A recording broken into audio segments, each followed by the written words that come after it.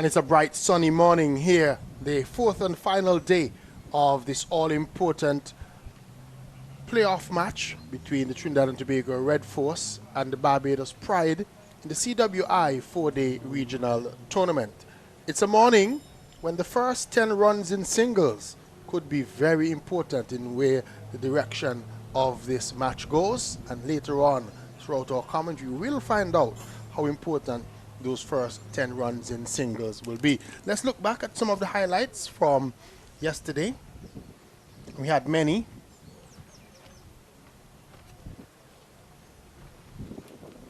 Good batting and good bowling. Trinidad and Tobago Red Force were trying to dislodge the Barbados Pride,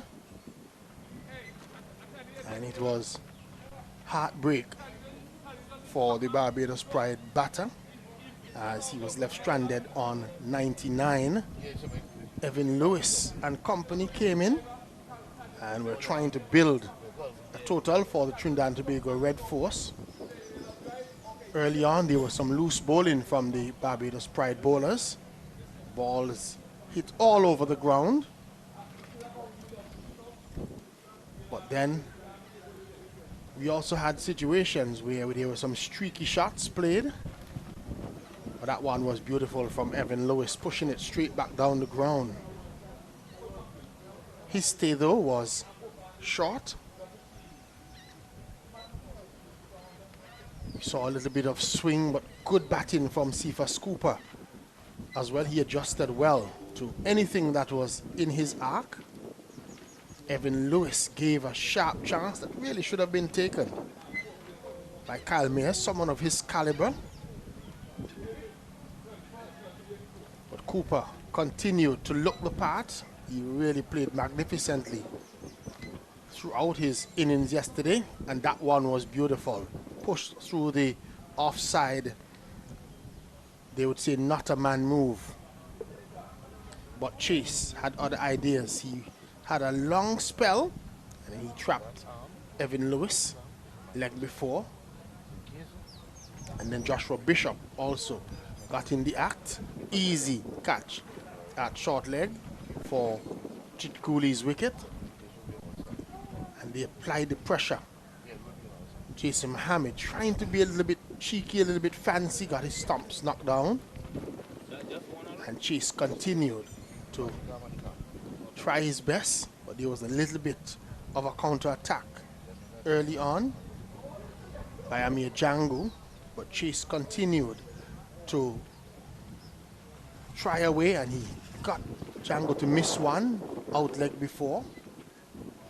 But Cooper and company continued. The captain came in and joined him and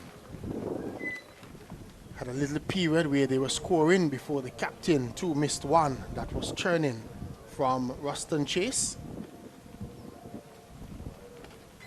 And then again, Hines late on gave his hand away. I thought that he could have really batted on for a longer period, and so Trinidad and Tobago Red Force ended the day 209 for 7, and they have already a 37-run lead, so they lead by 246 runs.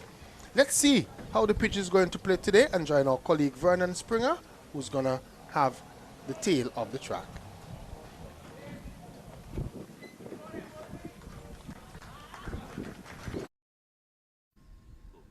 It's day 4 of the West Indies Championship semi-final game, all to play for. A spot in the final at the Sir Vivian Richards Stadium. Who will it be? The Barbados Pride or the Trinidad and Tobago Red Force? When you look at the surface, you'd realize that it's still a good batting surface.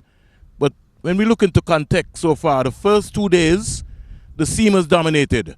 There were 16 wickets on day 2 and day 1.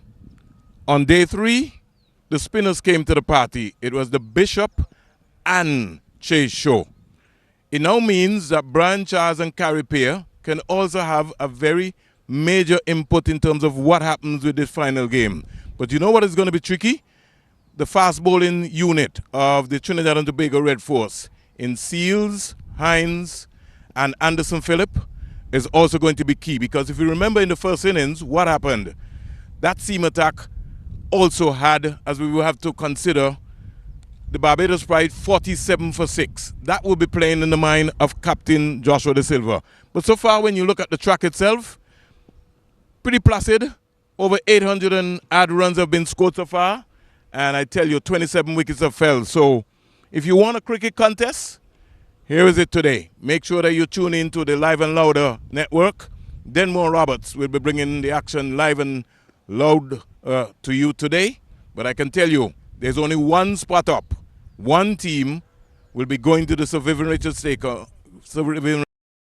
How the pitch plays today will be very important in the outcome of this game. Still all to play for between both teams. Trinidad and Tobago Red Force would want to try and pile on the score that they have, get a lead in excess of 300. We heard yesterday Cephas Cooper saying that he's thinking 350 runs would be sufficient for them to be in a winning position. The Barbados Pride, no doubt, would be hoping for early wickets this morning like they did yesterday. The umpires are out in the middle, Dayton Butler and Carl Tuckett, and also all the players are out. Barbados Pride led out by their captain Craig Brathwaite, and the overnight batters in Carrie Pear and Cephas Cooper, they are out in the middle as well. As usual, Vernon Springer is a very good athlete, and he sprinted back up from that pitch report, and he's come alongside me. Vernon, good morning to you.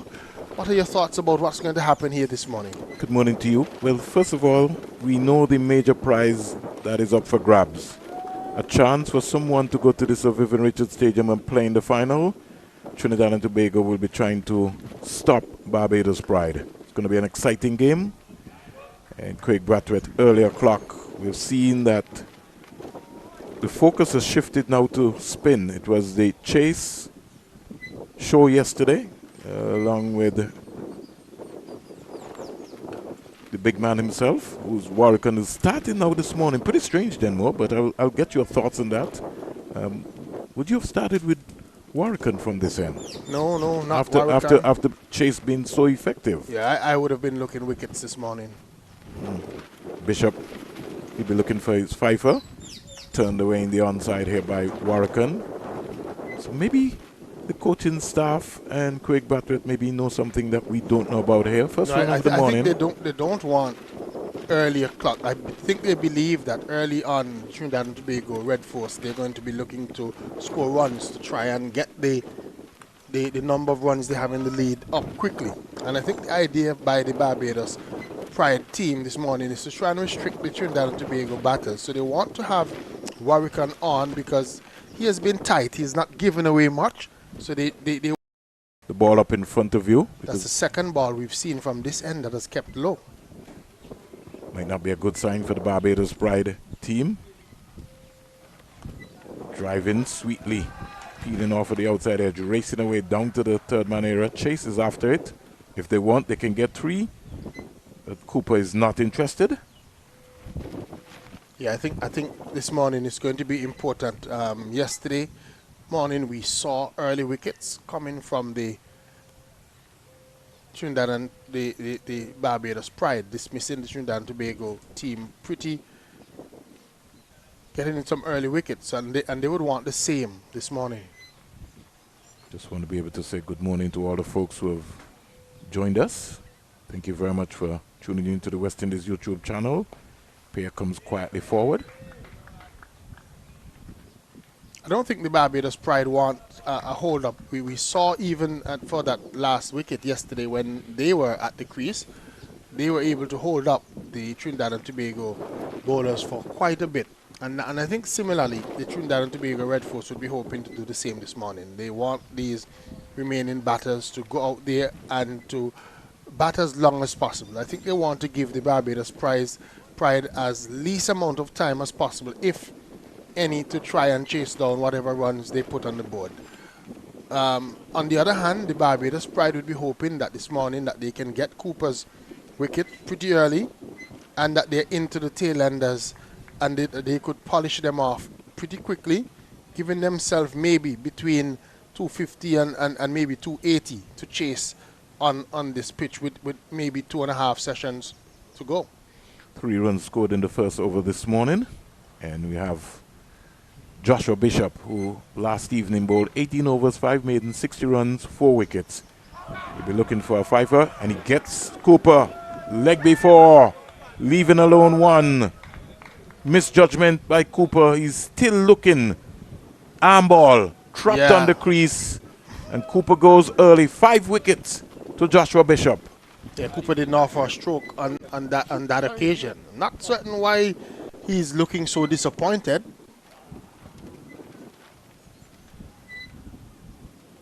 He maybe feels... I think he feels that he was hit outside the line, and he could have a genuine argument there. Because even though he was not offering a shot, he might have been hit outside the line of the off stump on that occasion. So maybe not the best decision we would have seen from the umpire. But Cooper has to go. There is no VAR or no ball tracker for us to use here. So, but to me that was an easy ball. Then more based on how Cooper's been batting to just come and just punch that ball right up from there. Offer a stroke there is where I would blame him. Needed to play, and we spoke about that yesterday. Playing the ball with your bat. Maybe just lapsing concentration there by Cooper, but a beautiful knock by the young man. Really have to give him some credit, Cooper. LBW for 103. And what a knock by this young man. He's certainly going places. And we'll just be looking now to just build on this season to go to new heights. He'll be hoping that he's probably in the conversation as well. Remember, the West Indies team, they're still looking for a solid opening partnership, a solid opening pair. And no doubt with these 2 innings, he would think that he might have even, if not been in the full conversation now, would have at least entered his name somewhere close to one of the scouts or one of those folks who look on for the West Indies team. Well, once you're playing in the competition, everybody is likely to get a call-up, and so it is very important. There are no real probables in this West Indies test team. And Bishop is also looking to have his name etched into the conversation as well, along with Warrican and Moti and company. Carey Pear also made his test debut in 2025, so he'll also be in the conversation as well. Forward comes Anderson Phillip. And I really have to say to you, Denmore, thanks for giving me that tip after the first game when you saw Anderson Phillip, because to me he's really been one of the most improved fast bowlers in this competition so far. I think so. And just the commitment and the fact that he's always ready to run in for his captain, that for me alone. My concept, Denmore, is that you will need athletes before you get cricketers. You can't get a cricketer if you don't have an athlete. And Anderson Phillip, Jaden Seals, Azari Joseph, even Shamar Joseph, they are athletes. You could look at them. I think they understand.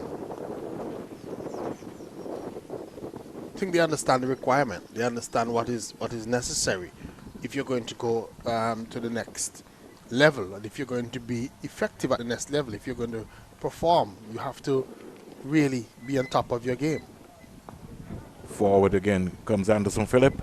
So Bishop strikes 5 for 60, maiden wicket over, and this is something that Craig Bartlett would have been looking for then more. Exactly what Craig Bartlett would have wanted this morning, and that's why I was a little bit surprised that he started with Warrican, because Chase yesterday looked the more likely bowler to get a wicket. He bowled well, he bowled for long periods, he got the ball to turn.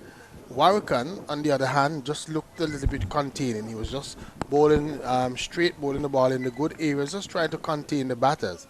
And like I said, maybe that's the thinking of Craig Brathwaite. They want to give away too many runs this morning. They may be hoping that they're going to chase some in the region of 250, between 250 and 270. This morning, Trinidad and Tobago used the heaviest roller that you could think about. And so that's been really an interesting period of time. 212 for 8. Warrican. As Denmore said, more or less a defensive bowler. But Brathwaite would also want somebody to just keep an end tight while Bishop attacks from the other end. They don't want to over-attack at any time.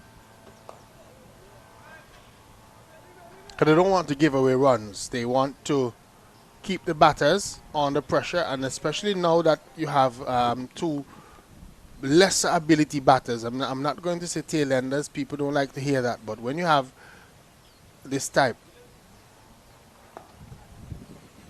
The lead is 249 runs. I want to say good morning to the folks in Trinidad and Tobago, in Barbados, in Guyana, in Tortola, St. Thomas, St. Croix, Anguilla.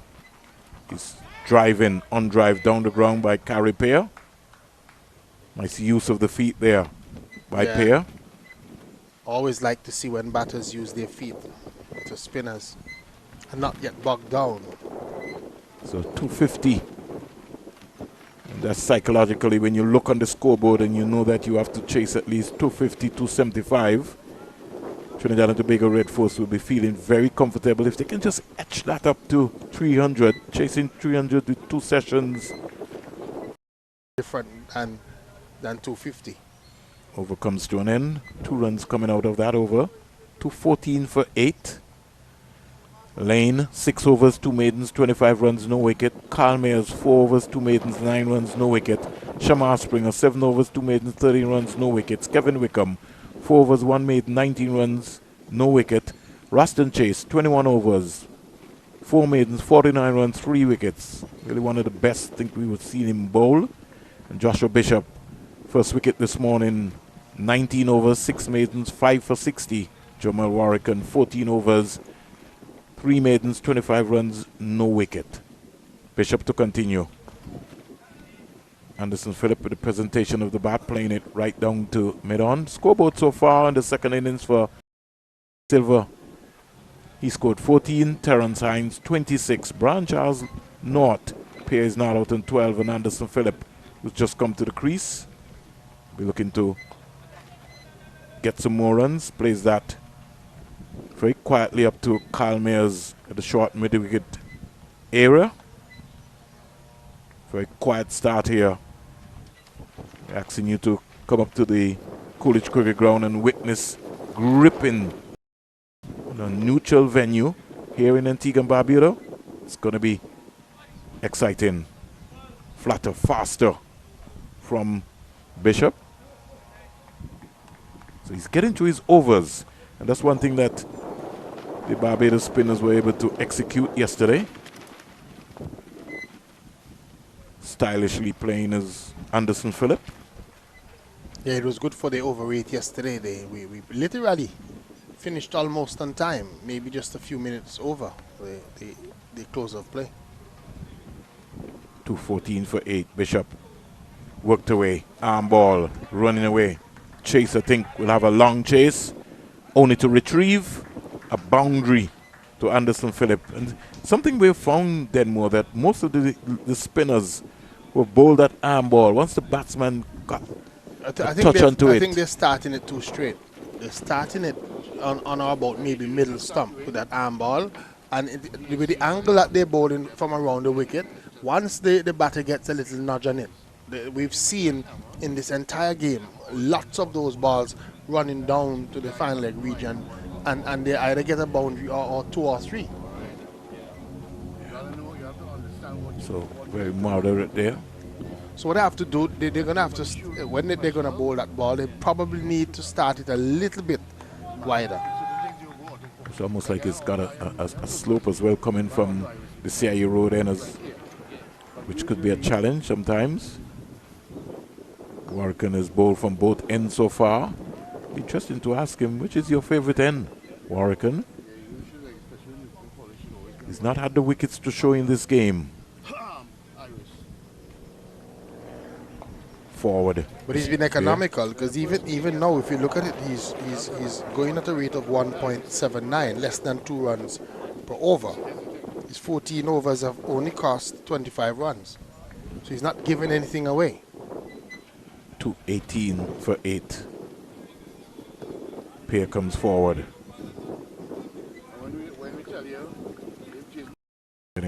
ball and just spanking it into the offside. Because they know that, yes, they have Anderson and they have Seals. And yesterday we saw that at times, Seals especially, when he gets excited, he sort of loses his line and his length. And then they might be a little bit hesitant because Brian Charles has not been unsung and Carrie Pierre has also not been amongst heavily amongst the wickets. So they would be hoping that they have enough runs that they can set up the game in such a way that the Barbados Pride will really have to bat extraordinarily well to get to those runs.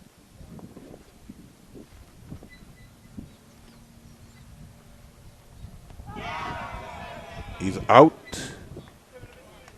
Philip goes. Another wicket goes down. Very soft dismissal, Denmore. Yeah, very soft dismissal. A lot of these Trinidad and Tobago batters just seem not to be playing the ball with their bat. Let's look at it, Denmore. Almost just like playing inside the line there. Didn't even try to play the ball with his bat. He anchored his pad in front of the stumps, and he literally pulled the bat inside of the pad, almost hiding it inside. I'm not sure where they're getting that technique from, but Ninth wicket goes down. not very good batting there, I thought, from Philip on that occasion. Not at all. So 219 for 9. And Waricum picking up the second wicket of the morning. Now brings out Jaden Seals. And you see what happened when you hide the bat like that behind the pads. Umpires tend to treat it as if you're not playing a shot, as if you are just getting yourself, you're trying to cheat.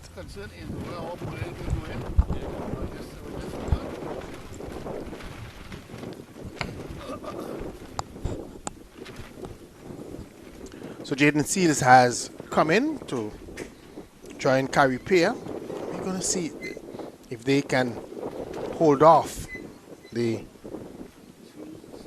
Barbados Pride, stopping them from getting that final wicket. Barbados Pride would be hoping that they can get this final wicket pretty quickly and get to their task of trying to get these runs for victory. Right now the lead is 256, maybe 50 runs less than what the Trinidad and Tobago team were hoping that they would have. You're in possession of a book named The First 10 Runs in Singles. And it says, discover winning strategies for life from the game of cricket. We're going to have a short word with the author pretty soon. Carrie Pierre is driving beautifully for 4. So he's decided that he's going to try and get as many runs as possible. That one was tossed up to him by Joshua Bishop, and he leaned on that one and drove it past that mid-off fielder for runs.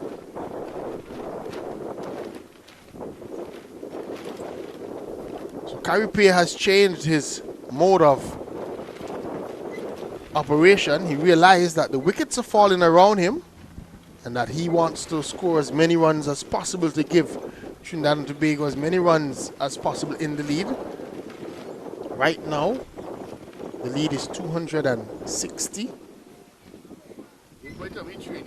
But just one wicket in hand. He has caused Captain Bradwich just to make a couple of changes. He sent that man from mid-off back onto the long-off boundary. He's also taken out one of the slips. He had 2. Sent him down on that wide third-man position. He's also put a man at that short, catching extra cover position.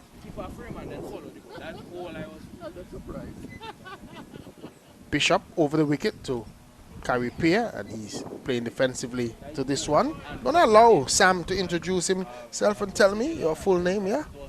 Yes, so thank you for having me. The name is Sam Tevanayagam, and I'm originally from the island of Sri Lanka, but have had many visits here to Antigua. Antigua is home away from home for me, having Pierre gets another boundary. That one was smashed through the extra cover region. 4. Beautiful shot. He's really taken a liking to Joshua Bishop in this over, the second boundary. Yes, so having been born in an island myself, and now having been a naturalized American for over 40 years, coming to Antigua is like coming home. And so I was 12 years old when I started to watch. I was playing cricket, from the time I was 8, 9 years old. But as a 12-year-old, I watched the West Indies come to Sri Lanka in between going to Pakistan and India, and watched people like Roy Fredericks and, of course, Sir Viv Richards and Bernard Julian.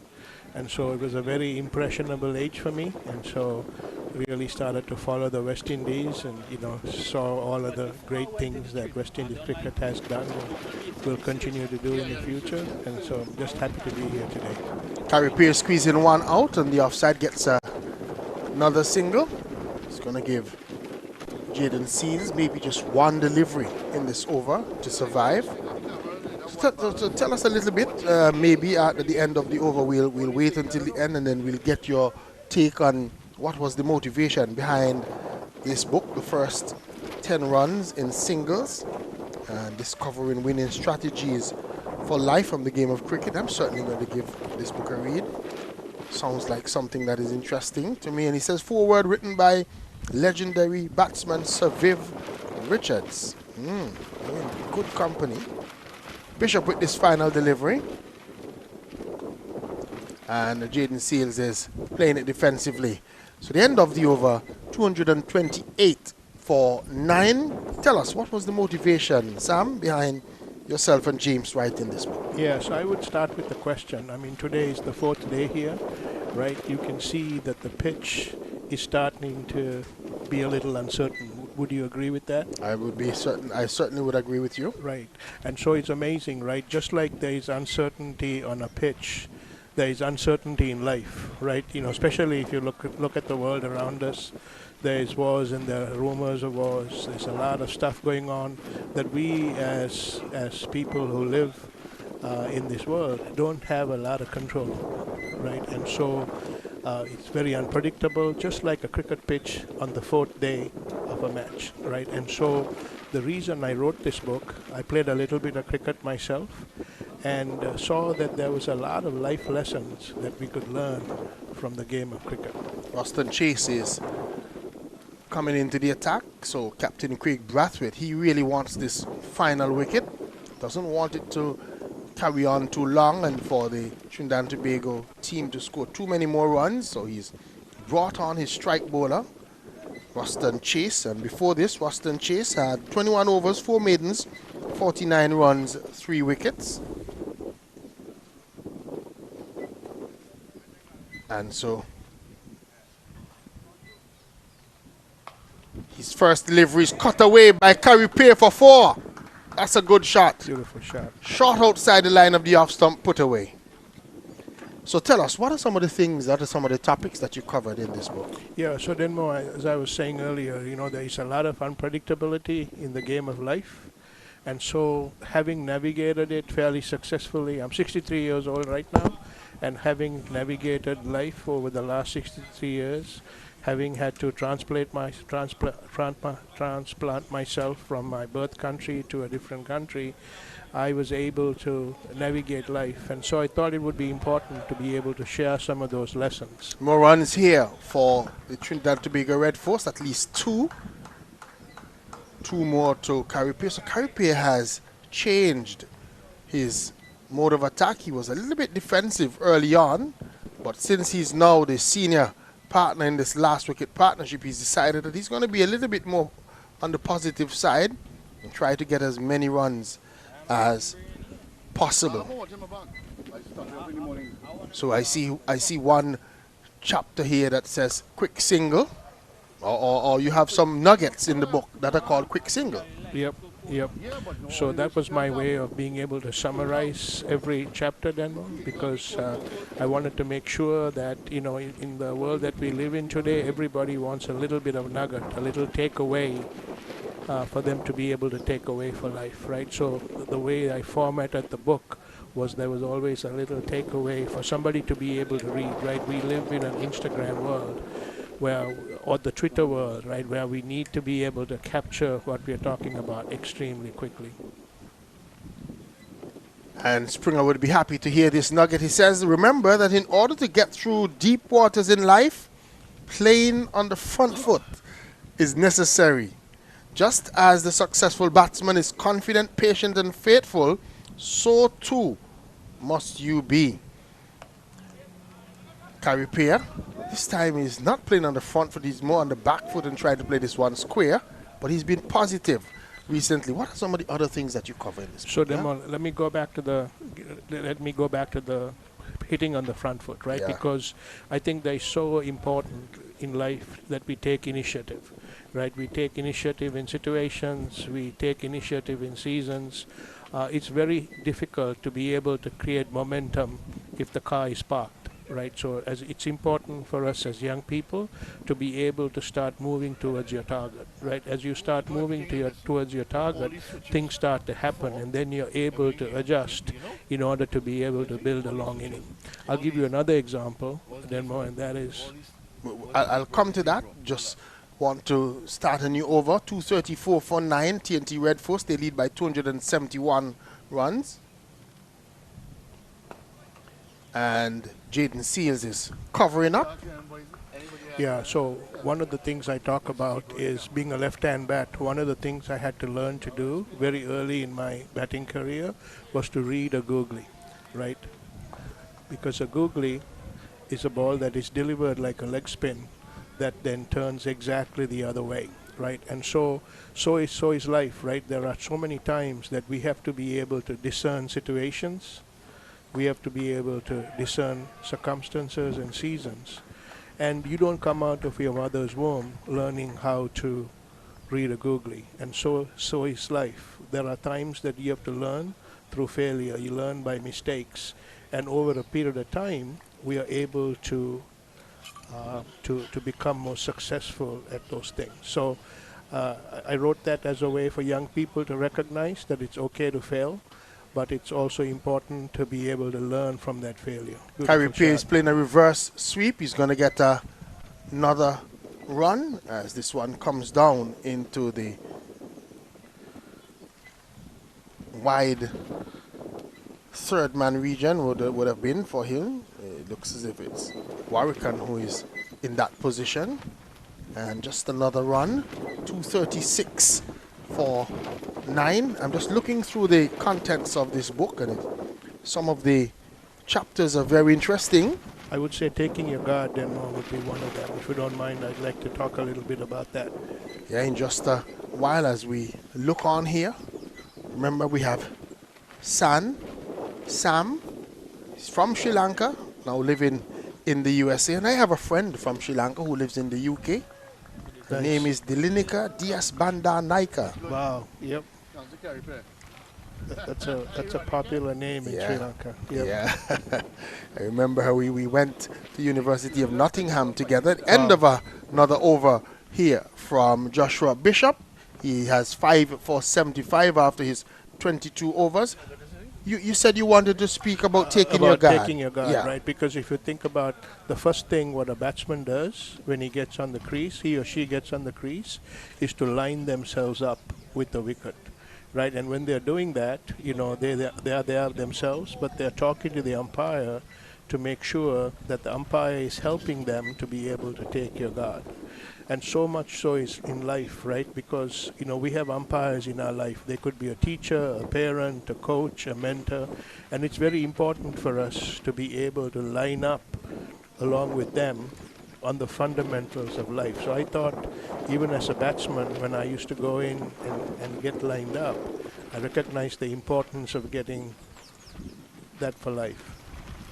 Chase is starting a new over, and first delivery is played defensively by Carey Pierre, who has looked a different Carey Pierre since he's lost those 2 wickets this morning. He's been very positive. He's remarked his guard, and he's lined himself up in a different way. Yep, exactly. And if you think about these two teams today, neither of them have home field advantage, right? they're playing in a field that is not their home That field. is not their home field, yep. And I talk a little bit about that as well, right? The importance of when you're playing away. Yeah, chapter 16 talks Right. about home field advantage, familiarity. Yep. Yeah. So when you're on the home field, you have advantage because you know exactly how the pitch is How going to things be. are, and how all things that should kind of should stuff. operate. Yep. But the same thing is true when you're playing away, right? You have to learn. So, I work, part of my job is to meet customers, and it's very important to be on time. It's very important to know exactly where I'm going. And so sometimes, if I'm in a new city, I'll even go the night before to make sure that I have my bearings correctly.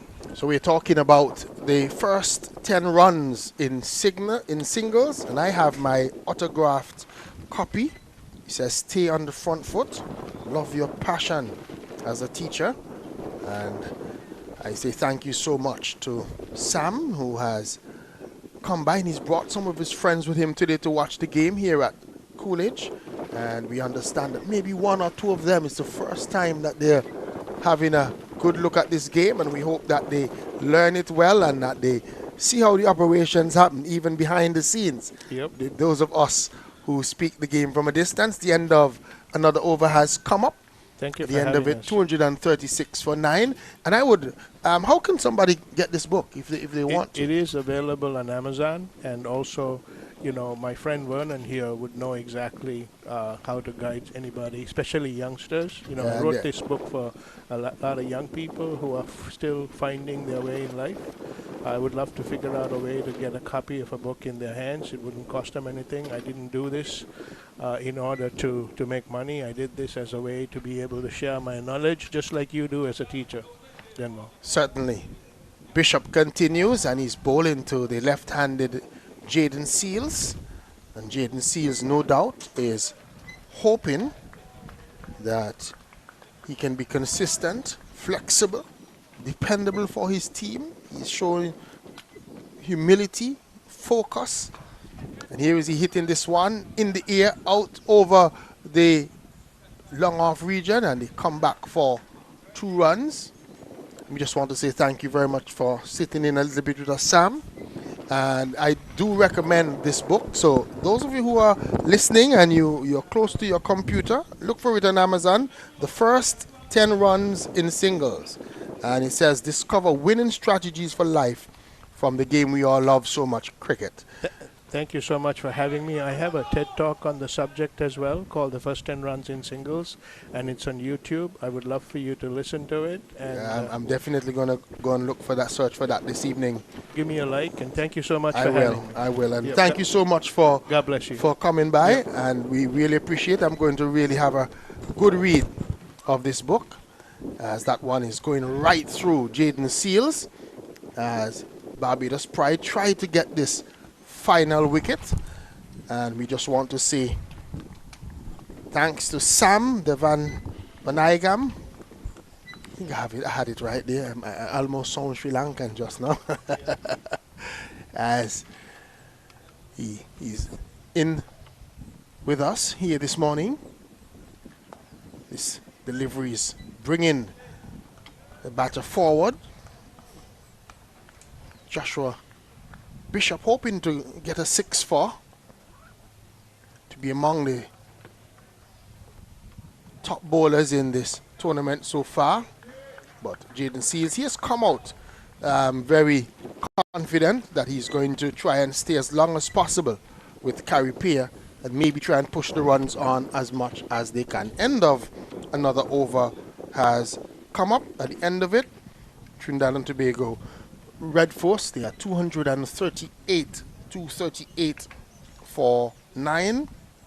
They lead by 275 runs now with just 1 wicket remaining. So 275 looks a lot better, Springer, than 250 that they were a while ago. And just to give you a live and louder update from the Antigua Recreation Ground. After this delivery, then more by Chase. Ghana Harp Eagles dismissed for 663. And the West Indies Academy are 10 for 1. Candice wants to know what kind of game is being played at the Antigua Recreation Ground. she heard that score, she had that reaction. Like 663. My goodness. Yeah. It's been a run fest there at the Antigua Recreation Ground. If you wonder what happened, Matthew Nando 237. Jonathan Van Lan on debut for the Guyana Harpy Eagles 133. Richie Luknot 77. Swept away. A couple of runs. So these two frustrating the Barbados Pride. Yeah, and I think what has happened too is that Carrie Peer has just found back a little bit of his confidence. So he's batting a little bit more confidently. He's not looking as tentative as he was, especially in the first innings where he really looked out of sorts. In this innings, he has looked a lot better, and even after losing those 2 wickets, he's decided to be a little bit more aggressive. Clipped away again for a very easy single. The lines here by Chase. The lead is now 275. Barbados are going to have to be mindful about that. Then more. We have these Trinidad and Tobago batting for 35 minutes for the morning session so far. Yeah, they're going to be hoping that maybe this doesn't carry on for more than just maybe an hour, which would give them maybe just a little bit over 2 sessions to try and chase this target down, because they're going to have a go at it. They can't come and not have a go at chasing down this one. And they would remember too, because I think they were in a situation where the Jamaica team chased down over 300 against them in one of the matches. Quicker, fast delivery played on the onside by Seals. He gets off strike very quickly in the process. I wanted to go through something with you, Denmore, concerning the matchups that have been played between these two teams in terms of the matches since the professional league. And maybe just look at the situation. I want to look at match number 10. Here is Pear just steering this into the offside, out to Lane, the sweeper. Over comes to an end. And at the end of it, 242 for 9. The lead is now 279. Yeah, the Barbados Pride would be a little bit guilty on that occasion, allowing Seals to steal that single right at the end. I think they would have wanted to keep Jaden Seals on strike as long as possible to face as many balls as possible. And they just allowed Carrie Peer to just steal that single right at the end, just get an easy single out to that man on the deep. So good morning to Roland Cox. So this is what happened then more in 2019. In match number 10, and this is between Barbados Pride and Trinidad and Tobago. We're talking about the matchups under the professional setup, which started in 2014. Pierre is back and just slicing this out to the wide third man for an easy single. Trinidad and Tobago scored 358 all out. Barbados was dismissed for 282 all out.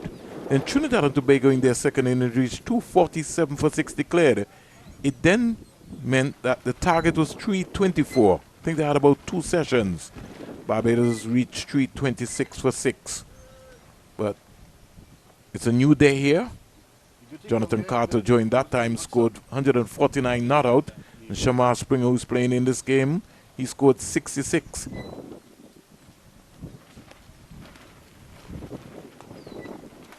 Lendell Simmons for Trinidad and Tobago, he scored 138. Jason Mohammed 121. And Anderson Phillip, who's playing in this game, scored 22. And this was way back in 2019. But I was pointing out that in one of the earlier games, match number 3 in this year's tournament, Barbados Pride made 348. Jamaica Scorpions 342 in their first innings. Then the Pride went back in and made 317 for 8 declared. And the Jamaica Scorpions got to their target, 326 for 3 in 61 overs. So the overs are going to be important as well. How many the Barbados Pride gets. to have a go at the runs here today as well. Yeah, that's going to be very key. And I know we've been talking then more about what's happening down at the ARG. Kept out again by Jaden Seals. Trinidad and Tobago Red Force this morning. Denmore using the heavier roller. Macho Nando 237. Jonathan Van Lan 133.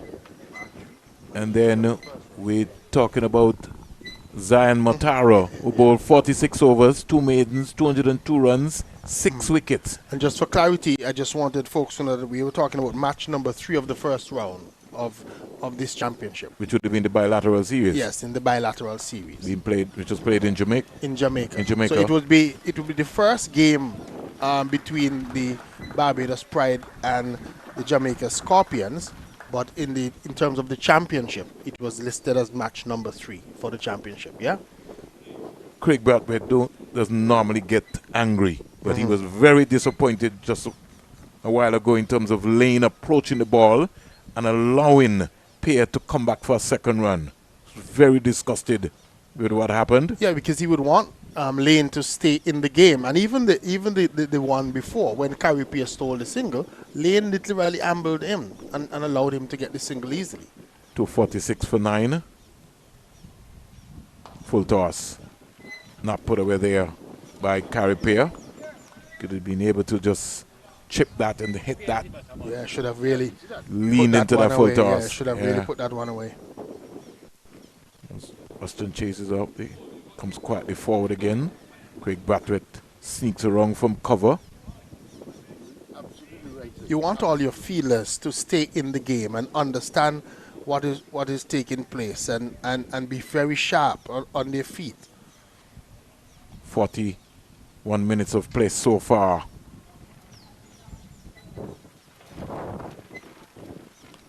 Pierre back to a short delivery. Steered it down to the backward point area. Carl Mayers will have to do some batting today at some point in time. Yeah, I think it's going to be important, the approach of the Barbados Pride when they get it. And like I said, I think the overs are going to be extremely important. Might be good to maybe bring Warwickon from the CIU road end and maybe just pull Joshua Bishop out of the lineup and maybe bring Bishop maybe from this end. So mix up his bowlers. I don't think we're going to see any seam bowlers today at all, Denmore. No, at least not from Barbados. I think they're going to be trying to use the spinners to get this final wicket. Conversation taking place between Carl Mayers and Craig Bradford. If I know Carl Mayers, he's maybe saying, give me that ball. Give me that ball. I think I can dismiss one of either Pierre or Seals. Yeah, and we did see a little bit of swing yesterday. So maybe somebody like Kyle Mayers, maybe even Shamar Springer at this stage might not be such a bad move, but almost as if he's wired to you. I think it's Warwickon that's coming on. Okay, gotta change. I think what you have to do is 3-4 over spell. So Chase might get 3-4, bring Warwick, Bishop from this end, or if anything, maybe try a seamer. You just need somebody while they're getting comfortable to the spin. Just somebody to maybe just hustle them. One might just keep low. Gotta be thinking outside of the box.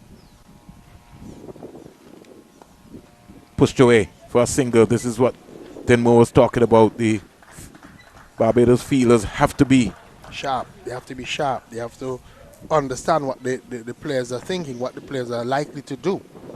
I don't think that it looks as if is that Bishop anticipated what Jaden Seals was likely to do, to try and push one in that direction to steal a single. Should have anticipated that. That was well played by Jaden Seals. It was. Good game awareness there. Very much so. Barbados have to stay in the motion. They can't get distracted, and this is something which plagued them in the first innings as well. There was a partnership with Charles and Seals. Charles and Seals right at the end. Yes, it frustrated them. I think it was well over 30-yard runs in the end. It went for quite a while as well. We're already seeing here 44 minutes of batting. Easy single. Pierre just gliding it out. And I think Pierre now recognized that Jaden Seals is switched on. He's in a sort of frame of mind that he's looking to bat sensibly and looking to stay with him so he can risk giving him more than one delivery per over. More attack taking place now for Seals. But then more keeps emphasizing that they have to find a way to bowl more deliveries to Jaden Seals. Yeah, but flat and I don't think flat and fast is going to do it for him, because I think those are what he's looking for. And he's maybe hoping that Seals would push one right to Mosley. He did flight that one then more. Yeah. Because he asked Mosley to come even a little straighter at that silly point position. Almost coming to what we call a silly mid-off. Play it again. And I think that is because we saw it with that, remember the very first delivery, Jaden Seals came forward, but he pushed it to the left of Bishop and stole the single. And I think what they're trying to do now is to try and force him to play, maybe even try and play the square of the wicket. Yeah, good ploy there. Partnership already done more. 29 important runs. 29 important runs for the Trinidad and Tobago Red Force. The new ball is going out Denmore, so they maybe might have heard you Denmore. Yeah, and maybe that's what the discussion was about when we saw the discussion between the captain and Kyle Mayers. Kyle Mayers was saying, hey, look, the new ball is due. Yesterday we were getting it to swing. Maybe we should try something. So the new ball has been taken then more. Take it and try something. Yep. So I don't think Barbados has a choice right now, Denmore. They have to dismiss Trinidad and Tobago batsman. 285 is the lead. You can't continue in Mandarin on and hoping that Trinidad and Tobago is going to give you the wicket. You have to take. You got to take it to them. You have to attack them. But what is going to be important though is that they don't spray the new ball like we've seen them do throughout this game. So what is going to have to happen is that these bowlers are going to have to really bowl and bowl consistently. They're going to have to put the balls in the right areas and really bowl to their field. Can't bowl anything loose and so on, because I believe also that Carrie Pierre and others are going to be hoping that maybe they get a couple of deliveries that are loose, that they can look to score boundaries, maybe even glance a couple down to the fine leg and look some cheeky boundaries to sort of increase the number of runs. Springer starts with the new ball, goes down the onside. Boucher skipping across. Yeah, those are the ones I'm talking he can't afford. Carrie Pierre missed out there. Should have really looked to get back on that one, even glance it. That would have been 4, certainly. 2:48 for 9. Our live and louder roundup from the Antigua Recreation Ground sees that the West Indies Academy in their second innings, they're 27 for 1. 27 for 1. Guyana scored 663. Academy in their first innings, 485 runs fest at ARG.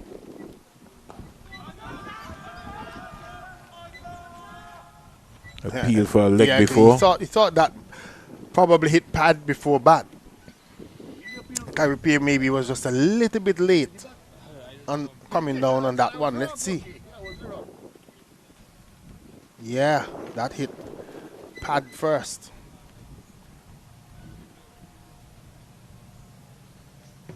Interesting times ahead.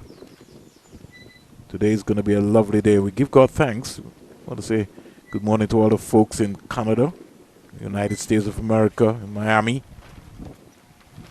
Squeezed away in the offside. We have a lot of them that follow these streams, that follow the cricket, follows the cricket. So good morning to CEO of the Antigua and Barbuda Falcons, Jeff Miller, who's got all his computers wired up, paying attention as to what's happening around the region, looking for the new talents. Yeah, you would be hoping that he's building a stronger team this year for the Antigua and Barbuda Falcons.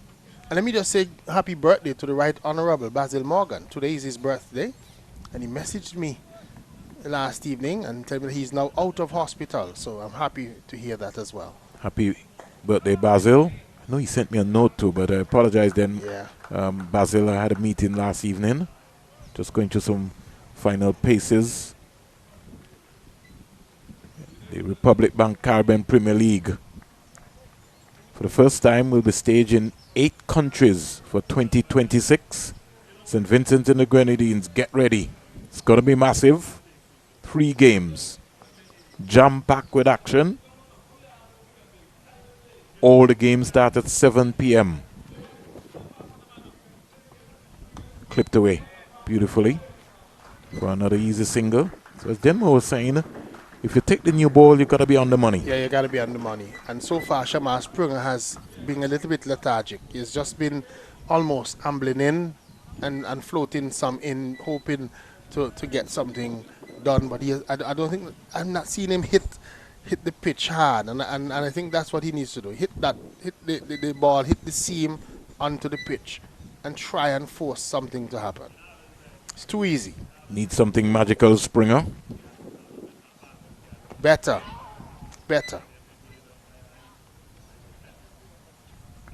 Over comes to an end, and at the end of it, then more. The game is nicely positioned, nicely poised, and it's almost like there's going to be another twist then more to this game. Yeah, I think this game is far from over. Far from over. Still lots of cricket to go in this. Trinidad and Tobago would be hoping that they can get to that psychological 300 mark and maybe some more. Barbados Pride are hoping that they can dismiss the Trinidad and Tobago Red Force pretty soon. Give themselves time, but not just time, but overs as well. Correct. At this stage, it says 76 remaining. And so if they were to dismiss the Trinidad and Tobago Red Force now, they would have just about 73 overs to get the runs. Seals comes quietly forward. Friday, August 7th, Saturday, August 8th, and Sunday, August 9th. Arnos Vale will come alive for 2026, the biggest party in sports. Caribbean Premier League, Republic Bank. The first game, Antigua and Barbuda Falcons taking on the newest franchise, the Jamaica Kingsmen. On Saturday, St. Kitts Nevis Patriots will take on Trinbago Knight Riders. Seals getting fancy. And then on Sunday, Antigua and Barbuda Falcons will take on the St. Lucia Kings. So, 3 exciting games coming to St. Vincent and the Grenadines. And if you know those folks in St. Vincent Denmore, they are party animals. Yeah, they are party animals. So, looking for a good time. Candice doesn't believe so. She's telling me that the soca, the people at Queen's Park Oval are more party animals than the folks in St. Vincent. We know Trinidad is the party capital. The thing about it is that Candice has never been to St. Vincent. So she needs to come to Antigua. Oh, we need to see our carnival and see what happens. So we gotta be able to make sure we hijack Candice, we need and to move her around the regions so she can understand what's happening. But I have experienced Trinidad because I went there one year for an Easter fest for when I traveled with Social Security, and from the time we landed until we left, we had party every day and every night. We were supposed to have some games in between. I think we had some, but you never saw the cricket game. We didn't see most of the things. I remember the parties. But it's amazing then more because all of the Caribbeans carry their different flavor. Yes, they do.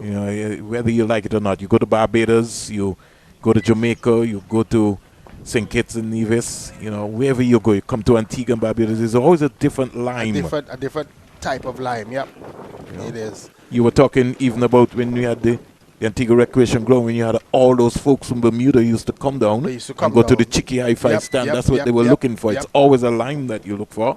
Very much so. But Trinidad and Tobago Red Force continues to battle on here. 250 it says here, 254 9. So they're hoping that maybe another 13 runs or so, then they would have that magical 300 mark. Springer whipped away by Pear. Is he related to your Springer, Vernon? Yeah, I've got a little connection. Okay. He's been around. I was surprised when I heard you say that he was in that 2015 squad. It's what, 11 years ago. So he's been around. He's been around for some time. I Yeah. think, in fact, it's amazing then more because when we first saw him here for the West Indies under 19, I remember at the point in time being around Leeward Islands cricket, it was somebody that we were looking at and said, wow, he could really be a good foil for us as an all-rounder. Yeah. But he's moved around very quietly. Went to the Windward Islands for a couple of years, was with the Falcons, Antigua and Barbuda Falcons last season. Last season, yep. Yeah.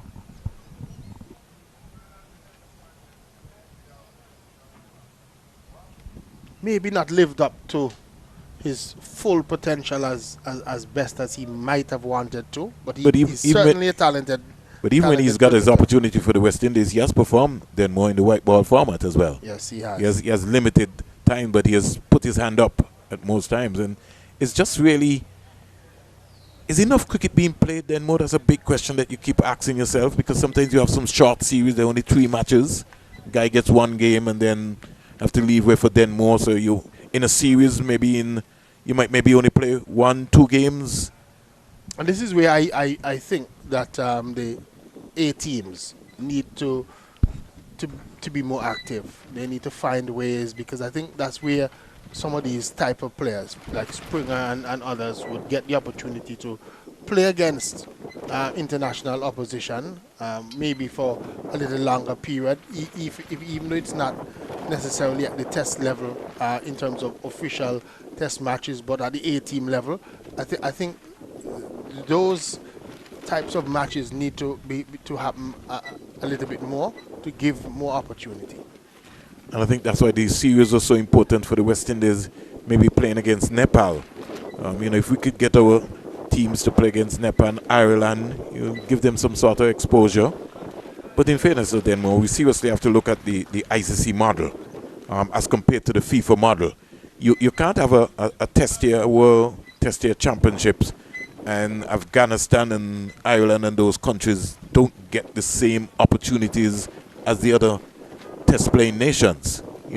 Afghanistan maybe might play 2 test matches maybe in an entire year. You can't develop the game that way. They need to think about it. I think the World Test Championship is designed to maybe as compensation for all the franchise cricket that is going on, but they need to probably look at it and see if it is really this format is really helping to develop the cricket. Is a P for a leg before? Is a P for a catch now? No. So nothing at all happening here. Yeah. Let's see that one again, Candice. We would love to see what happened. I think he came off the pad, but I don't. The chase is appealing that he got an inside edge, got bat onto it. Let's find out what happened. No, clearly pad. Good decision. Yeah, excellent decision there by umpire Carl Tuckett. Yeah. Beautiful. That was all pad. And the height alone too. Yeah, the height for the leg before. You had to take that out of the conversation. Great work, Candice. The ball was away from the bat. Jason, beautiful. Yeah. That was execution at its highest. In fact, Boucher really thought they had their man. But one thing Jaden Seals did indicate, I didn't get a nick onto it. most batters would certainly execute. Yeah, but I think that just the fact that the umpire was able to discern that one was pad only, and then again just the decision for the leg before the height, and then not giving it, not getting carried away or being influenced by the appeal of the Barbados Pride team. Good work in the end, all wrong. 251 for 9. The lead is 288. Barbados have to still look to wrap this up. It's been, say, the first hour coming up then more. Maybe any time after this, yeah, we'll certainly see umpire Shekels walking out for the first water break. Who we've brought back here? Bishop. So there's a ploy by the new ball has been taken. They started with Warrican, and now they've gone to Joshua Bishop. So they're going to both spin from the CIU road end and pace from the media center in here at the Coolish Cricket Ground. Maybe it's time to see Carl Mayers. You just never know. Squeezed away in the offside for another single. I think you can bring this man up to gully, Denmore, especially to Joshua Bishop. Yeah, I agree. But again, you can understand the field placements of Pratwitt, because he thinks that the leaking runs. The runs are creeping up one by one, but every run is going to count. You think today in this possible run chase when it happens. So he doesn't want it to really get away from him. So he's trying to want the wicket but not give away the runs. The big question will be asked, who's going to get out first here? Barbados has to remain focused. The lead is 289. I think it's going to be important too how Seals think. Remember, we saw in the first innings that after a while he sort of lost his cool and jumped down and then gave away his hand. He has to stay focused for longer periods this time. Certainly made his mind up. Yeah, he has to understand what is required of him by his team. I think in the dressing room they'll be thinking about 315, 325. That would have been their motive this morning, written up by Coach Ryan Emrat. In the interview at the end yesterday, Cooper said 350 is what they were thinking. You gotta be safe. Yeah, Seals missed out there on a bad delivery. Really should have put that one away. But no damage done in the end. The first hour has come up 252 for 9. The lead is 289. We're also going to take a Dasani water break, and then when we come back, we'll have more cricket for you. This is TJ the Up Top Boss representing, and I'm telling you that June 3rd to the 14th at Sabina Park, West Indies versus Sri Lanka. A 3 T20 we give them boy them, and you see me? A 3 ODL, you understand? So turn out and support the thing. So you don't know, visit windiescricket.com for more vibes and everything. Join the vibes. You don't know, fully loaded fun zone for the entertainment and everything. Pizza, food, anything you need. TJ the Up Top Boss representing. I make me turn up in ya. Boom. This is TJ the Up Top Boss representing, and I'm telling you that June 3rd to the 14th at Sabina Park, West Indies versus Sri Lanka. A 3 T20 we give them boy them, and you see me? A 3 ODL, you understand? So turn out and support the thing. So you don't know, visit windiescricket.com for more vibes and everything. Join the vibes. You don't know, fully loaded fun zone for the entertainment and everything. Pizza, food, anything you need. TJ the Up Top Boss representing. I make me turn up in ya. Boom. This is TJ the Up Top Boss representing, and I'm telling you that June 3rd to the 14th at Sabina Park, West Indies versus Sri Lanka.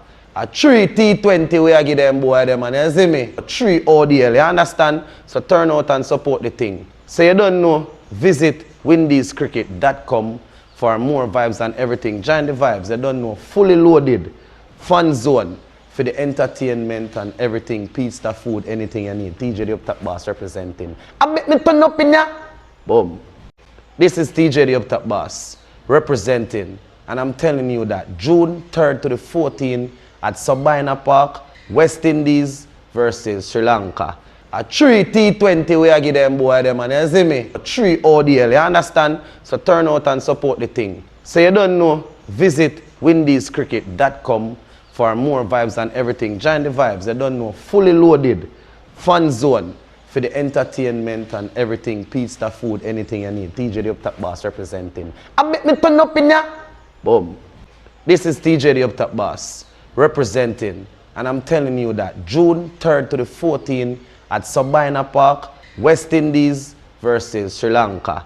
A 3 T20 we are give them boy them, and you see me? A 3 ODL, you understand? So turn out and support the thing. So you don't know, visit windiescricket.com for more vibes and everything. Join the vibes, you don't know, fully loaded, fun zone for the entertainment and everything, pizza, food, anything you need. TJ the Up Top Boss representing. I bet me turn up in ya. Boom.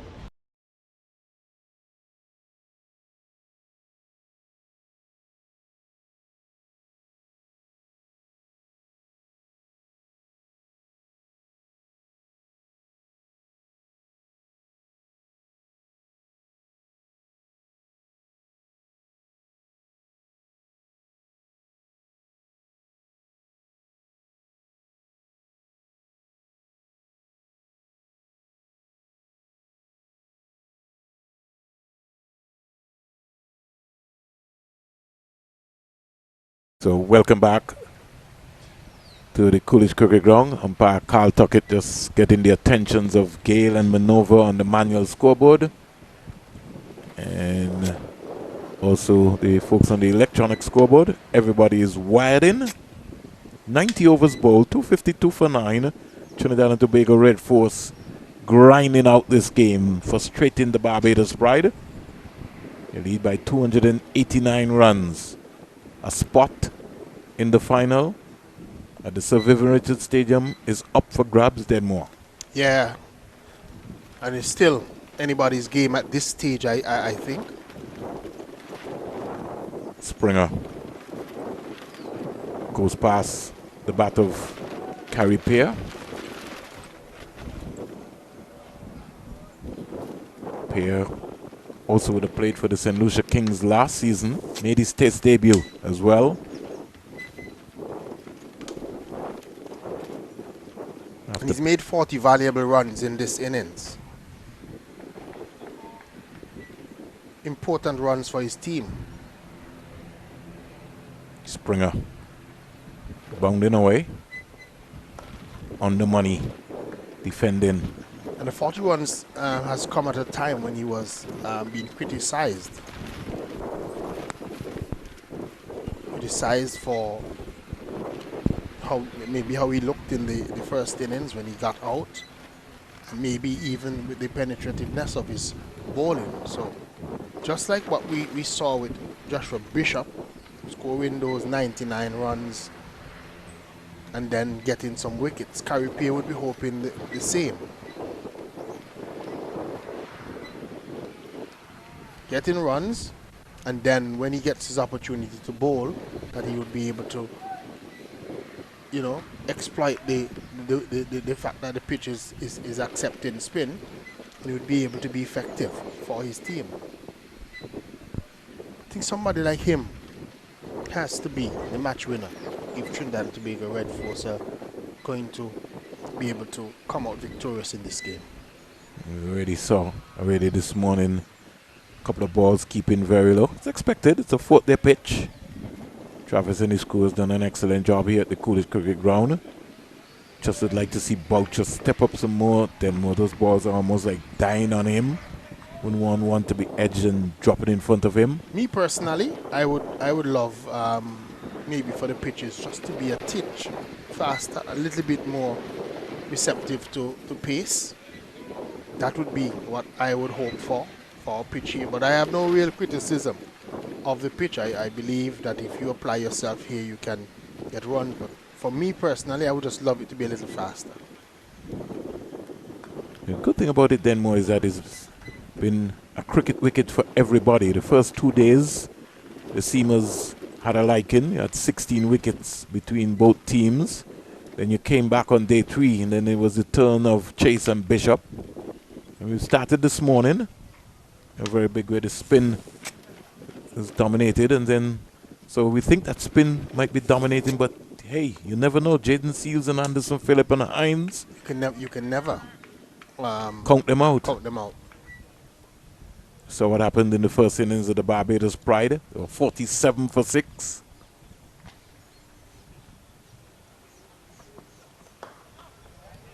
Seals playing, just letting Shamar Springer know, you're not going to get me today. 91 overs bowled, 290 the lead to 53 for 9. Another quiet over, just a single coming from that over. But the Trinidad and Tobago Red Force wouldn't mind just a single because it's more time. And I think time as well is going to be important in this game. When we look at it, 91 overs have been bowled, and they have maybe just about 71 or so overs left in the day's play. Yep, 71 overs left. So it means that if the wicket was to fall now, you're going to have less than 70 overs to get the runs that are required. And the more the overs come down, the less likely sometimes it can be for teams, this being a 4-day encounter and not necessarily the strict limited overs rules apply.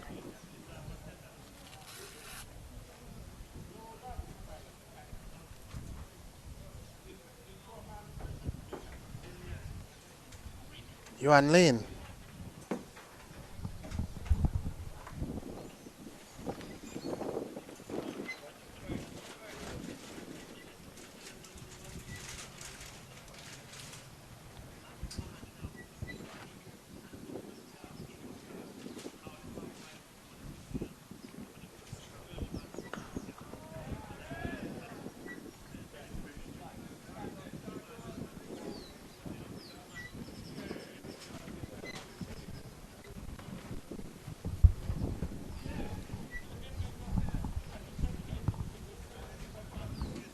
Johan Lane is in the attack from that northern end.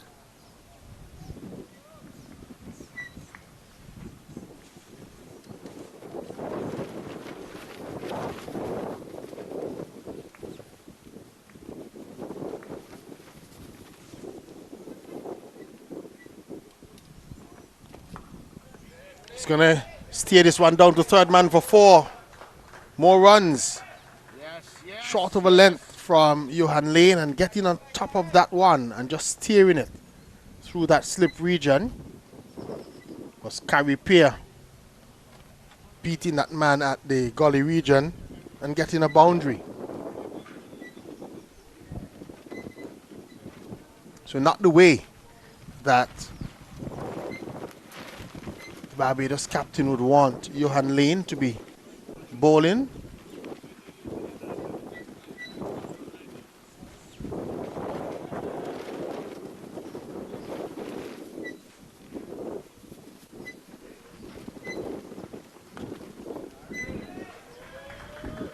This one is better delivery, played defensively, no run.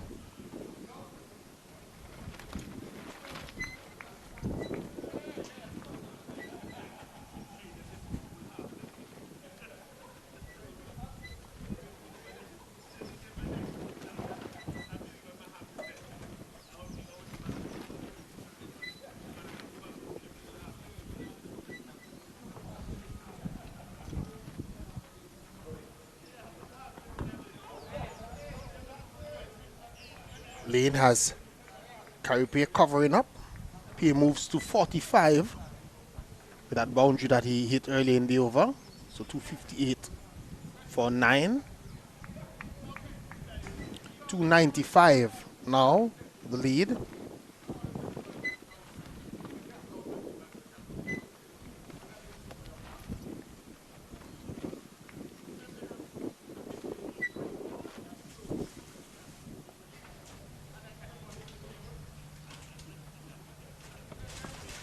down the leg side. So again, Lane not able to get his lines and his length correct.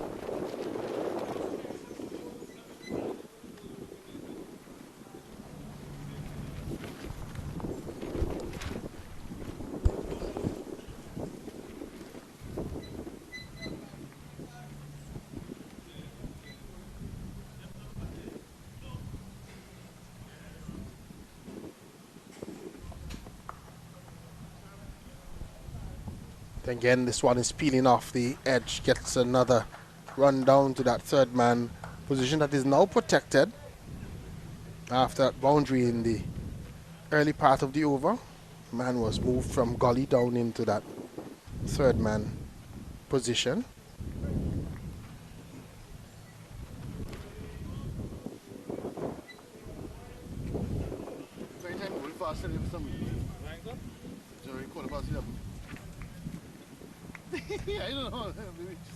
Drakes comes back now into the gully position. 2 slips and a gully, they go down. And good stop, because that one took the edge, and had that gone past the Drakes in that gully position, would have certainly been a chase. Could have possibly been 4. He saved runs there on that occasion. Over comes to an end, 259 for 9. We've had 92 overs bowled.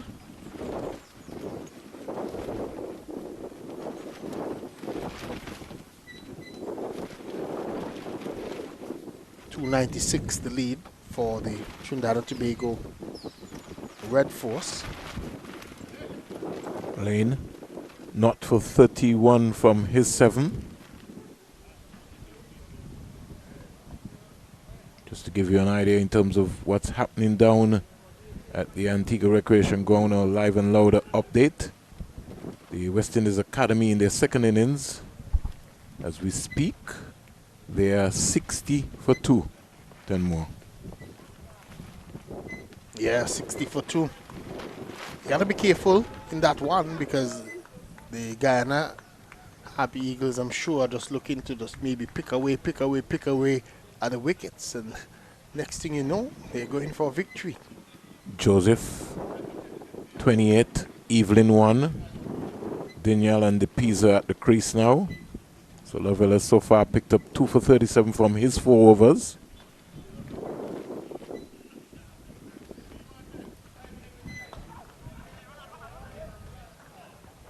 Turned away into the onside. Carry pair.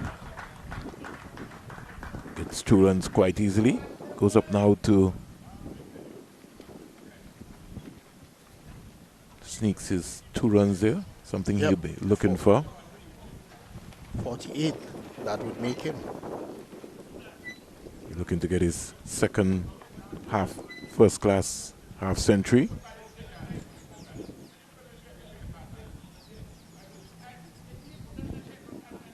Kevin Wickham is off the field, so Akeem Jordan is talking to his teammate Shamar Springer.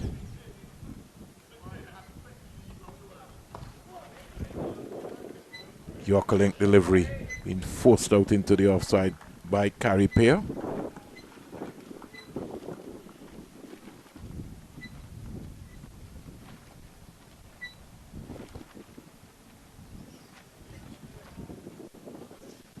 You have your visa? Yeah, how long it expire?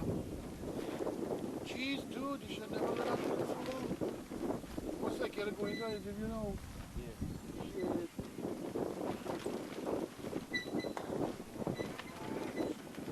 Model of concentration from Carey Pair. I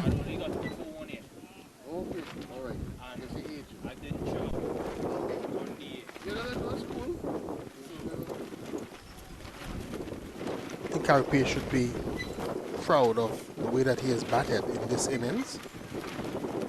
He's shown the commitment and all what is needed from his team, the concentration, the determination. Squeezed away into the offside for a single. They were thinking about 2. Carey Pair was testing Lane, but intent was there first up. Bowling figures so far for the Barbados Pride. Yuan Lane, 7 overs, 2 maidens, 31 runs, no wicket with 1 no ball, 1 wide. Carl Mayers, 4 overs, 2 maidens, 9 runs, no wicket.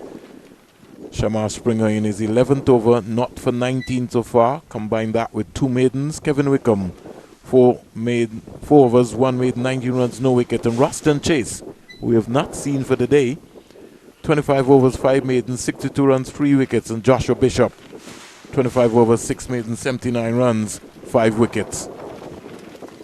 Clipped away in the onside. And they come back quite easily for 2. Warrican 17-4, 28-1. Partnership now gone up to 45. End of the other over, then more. And we're outside in Jamaica for the first stop of the men's home series tour. The action will go down from June 3rd to June 14th at Sabina Park. The men in maroon will take on Sri Lanka in 3 CG United ODIs and 3 supercharged T20s. Fully loaded fan zone is back, plus there will be much more. So if you're in Jamaica, come out and rally round the West Indies. Tickets are coming soon, and remember to visit windiescricket.com or Windies Cricket on social media for more information on We Outside Home Series Tour.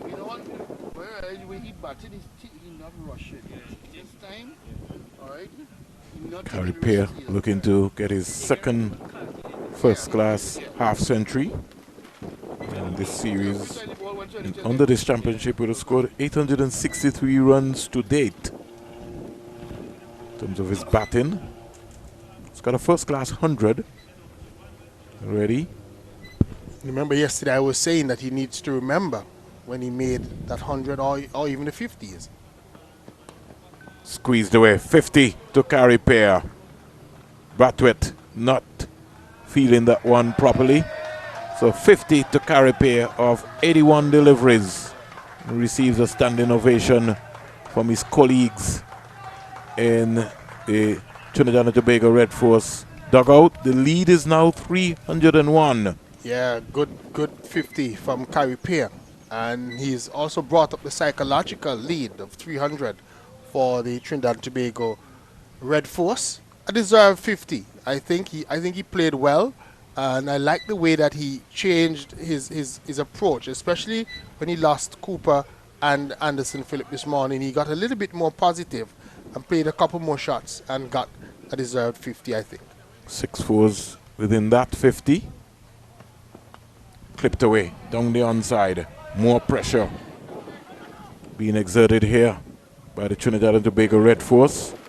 And Barbados just looking flat then more for a little while here.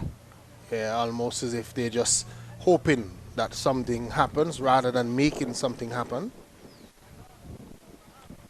I think they're a little bit, they were caught by this partnership put on between Jaden Seals and Carey Pear. It's just a killer instinct in just being able to just complete the innings. You have to have somebody who's going to come and just go bam, bam, bam. And this is where I think their fast bowlers have failed them in this encounter.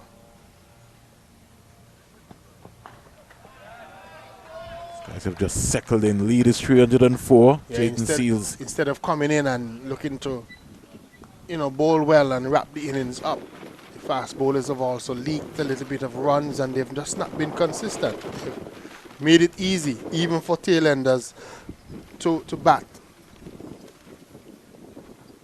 Shamar Springer, 11 overs, 2 maidens, 22 runs, no wicket, so he's done his job. Lane has really not come to the party yet. He needs to produce a Jaffa. That's what they've been looking for. Stayed away again down to Drake's. Even though he's not a fast bowler anymore, I thought when you looked at Kevin Wickham bowling yesterday. Yeah, he bowled some heavy deliveries, some very heavy ball. Heavier balls than some of the fast bowlers. He ran in with a sense of purpose, intent, as you would say. Good evening to John the Dentist Maynard in England.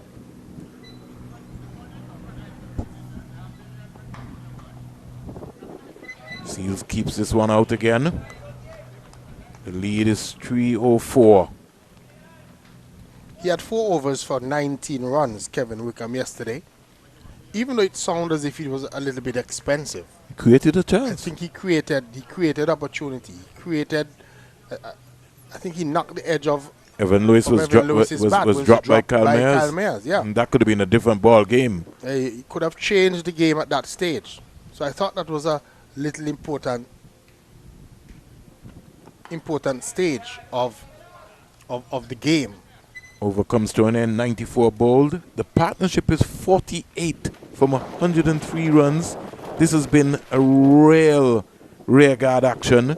And in the context of losing 2 wickets very early, these two have batted beautifully. Yeah, when you look at the fact that only 8 runs of that 48 partnership has come from the bat of Jaden Seals. But it's not the runs that are important for Jaden Seals. It's the fact that he's applied himself and have decided that he's going to try and bat as long as possible with Carey Peer out there. And he has not necessarily lost his shape at any time or lost concentration and done anything rash. He's been very good in the way that he has applied himself this morning, and I must give him full credit for that. He's batted for 68 minutes, faced 47 balls, 41 dot balls. And you could match that to Carey Peer, 52 from 82 balls, 95 minutes, 6 fours. Seals has certainly turned up like a professional and has put his hand up here with the bat to demonstrate that he wants to play in the final at the Sir Vivian Richards Stadium. I think that's the motivating factor. I think he really wants to play in that final. At least he wants to give his team every opportunity to be able to get them to that finals. And so he has come out and made sure that he has applied himself, and it's really good when you can look and see the application or the effort of these type of players, that because he could have come in and decided I'm just going to have a swing or two, but he has decided I'm going to apply myself and see how far I can get. Squeezed away, more runs again. It's just a wide offline delivery by Chase. Allows the batsman to get 2 runs in the context. Scoreboard has been a mixed one, Denmore. Cooper 102, Lewis 14, Gooley 4, Mohammed 3, Django 19, De Silva 14, Hines 26, Charles North, and then Peer 52 not out, Anderson Phillip 5, and Seals 8. Trinidad and Tobago, if they get to the finals, they're going to need that middle order there to look a lot better. And 2 runs. To bat a lot better. 2 runs has moved Carey Peer up to 54. Evan Lewis and Jed Gooley, they're going to have to, especially, and Jason Mohammed, they're going to be key figures if they get into that final. Those 3 have to really come to the party if they're going to upstage the Guyana Harp Eagles. 11:27 here. And I don't know if we are seeing a trend then more. Remember what happened in the first innings. Barbados. Yeah, well, they got just about 20 minutes or so before lunch, and then they lost Bratwet. Yeah. So almost like a similar pattern shaping up here. Morning to Roland Cox in St. Lucia, Trevor Shillingford in Dominica. And we did say happy birthday again to, so a lot of great people are born in May. Denmore. Yeah, seems so. What's your month, Denmore? January. Oh, I'm July. July the 4th. January the 24th. So I have my birthday is celebrated on a holiday, American Independence Day. So I have a double celebration. Yep. So somebody was lighting fireworks when you were born. Ah, certainly. I think that was something that my dad, my late dad wanted me to be born on the 4th of July, and it worked out. Yeah. That was the story that my mom told me.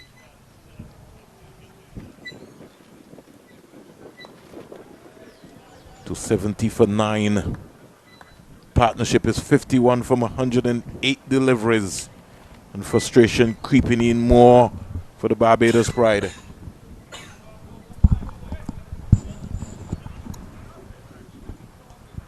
Yeah, it's really creeping in. The more the runs keep coming and the more the lead builds, Barbados Pride will get more frustrated.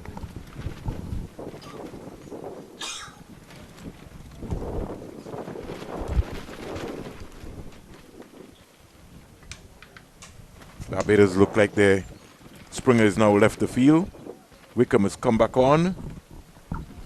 And some questions are being asked. I don't think that when they came out this morning, Denmore, they thought that they would be out here still. Especially when they got those 2 early wickets. They really thought that they were going to wrap things up pretty quickly and get in and have a go at the runs. But this Trinidad last pair has really held them up just somewhat. Yeah, the penetration has just not been effective enough. Squeezed away by Carey pair. They come back quite easily for 2. Tell me, Denmore, you like this field placing because every now and again, Pear and company continues to just squeeze it, gets a couple of runs on the offside all the time. Yeah, it's far too easy for them. Look at that, Denmore. Another 2 again. I know they want to get the wicket, but for me at this stage, I think maybe take out that man at short leg, put him in the offside, and maybe just try to keep the runs down. It's too easy now for Carey Pair.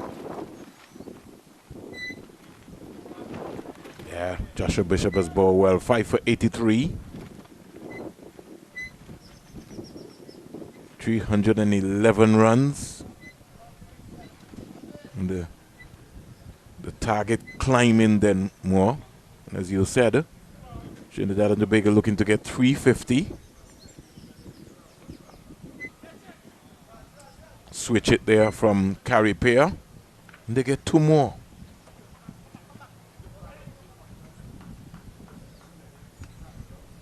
Six easy runs so far in this over. Pair 59 seals. In fact, pair should be 61.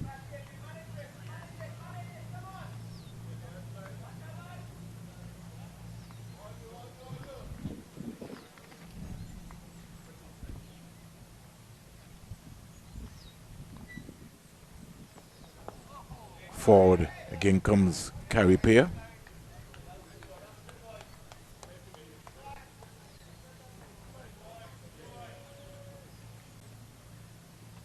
Partnership is 57. How Trinidad and Tobago would look back at this partnership and just indicate how important it has been? It's been very important in my mind.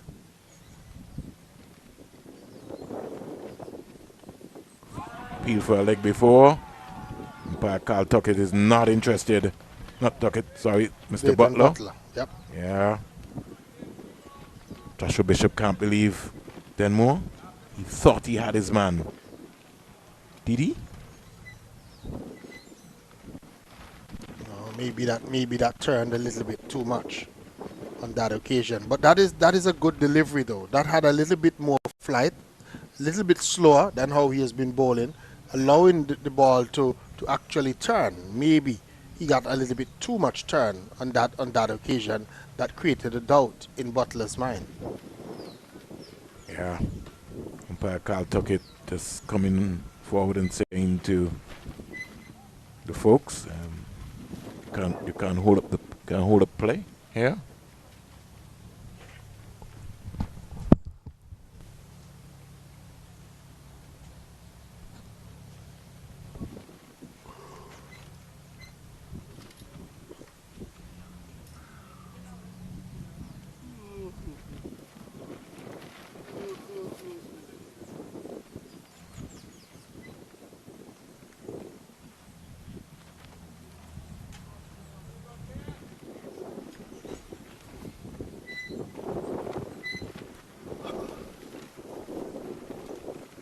Chase is gonna continue from this, the commentary box end.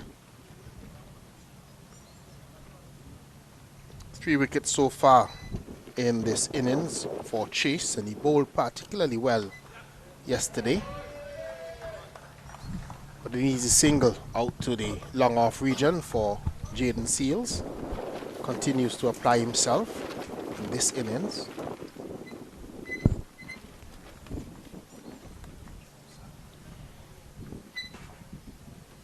I think maybe Chase should just try something else. Go back over the wicket for a couple. See what happens. Don't think you're going to see that happening. We saw him go over the wicket maybe for 2 or 3 balls yesterday.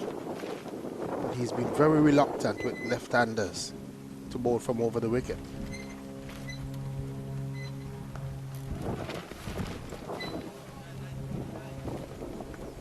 .276 for 9. The lead is 313 and counting.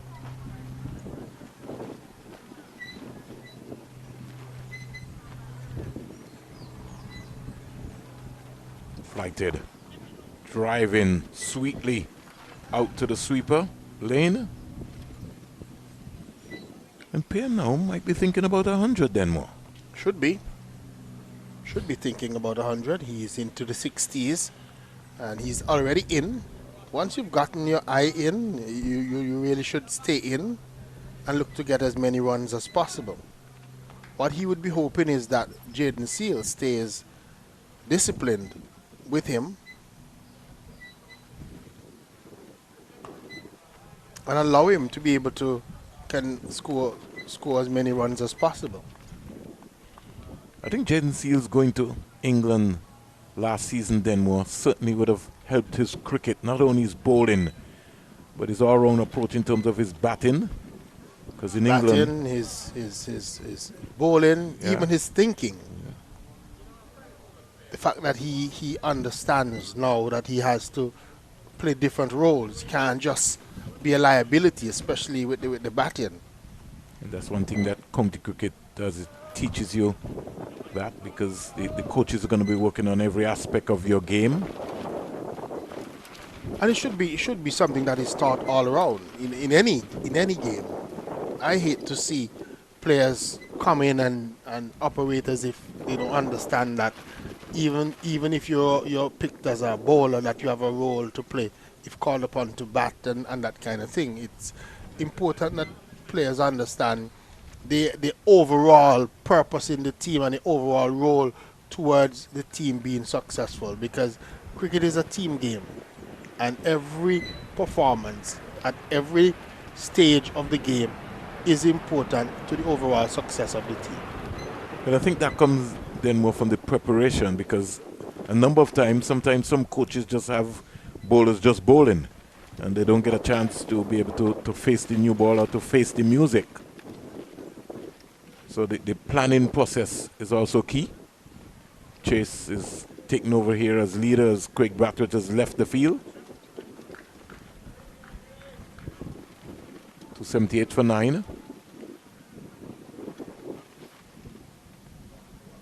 There's a peel for a caught behind. Oh, shit. Boucher thought that he had that one. Yeah, Boucher probably just glad that that one stayed in his glove. Yeah, that miss, that drop catch. Yeah, it doesn't look like from that evidence, doesn't look like there was bat on that ball. Catches win matches in that catch off Joshua Bishop of Pear. It's come back to haunt Barbados. He's gone on to score 62 within that process.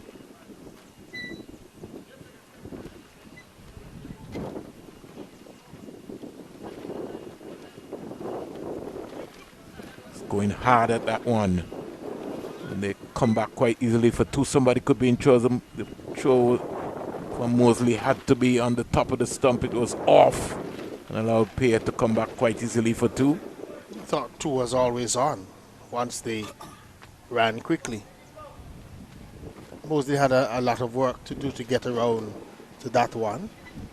And so once the running was positive, I felt that 2 was always going to be on.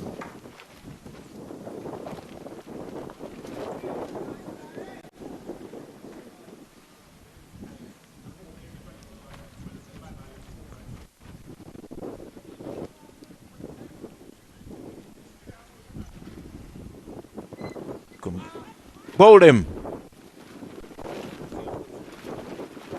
Caught on the crease, and Carripier almost just lost his concentration. His foot stuck there. He was neither forward nor back. And through the defense, Joshua Bishop finishes with 6 for 87. He's had a beautiful game. He has had a beautiful game, and he deserves every one of those 6 wickets. And we'll see what the approach is now from the Barbados team towards this run chase. Yeah, just going through the gate a little bit there on that occasion, just playing away from his pads, Carripier, not as tight as we've seen him all innings, and allowing that one to trickle on to his off stump. So, but a well played 64 runs from him, 280 all out, which means that the lead is 317. So the Barbados Pride, they're going to need 318 runs for victory. And they might have about 62 overs or so to get it done.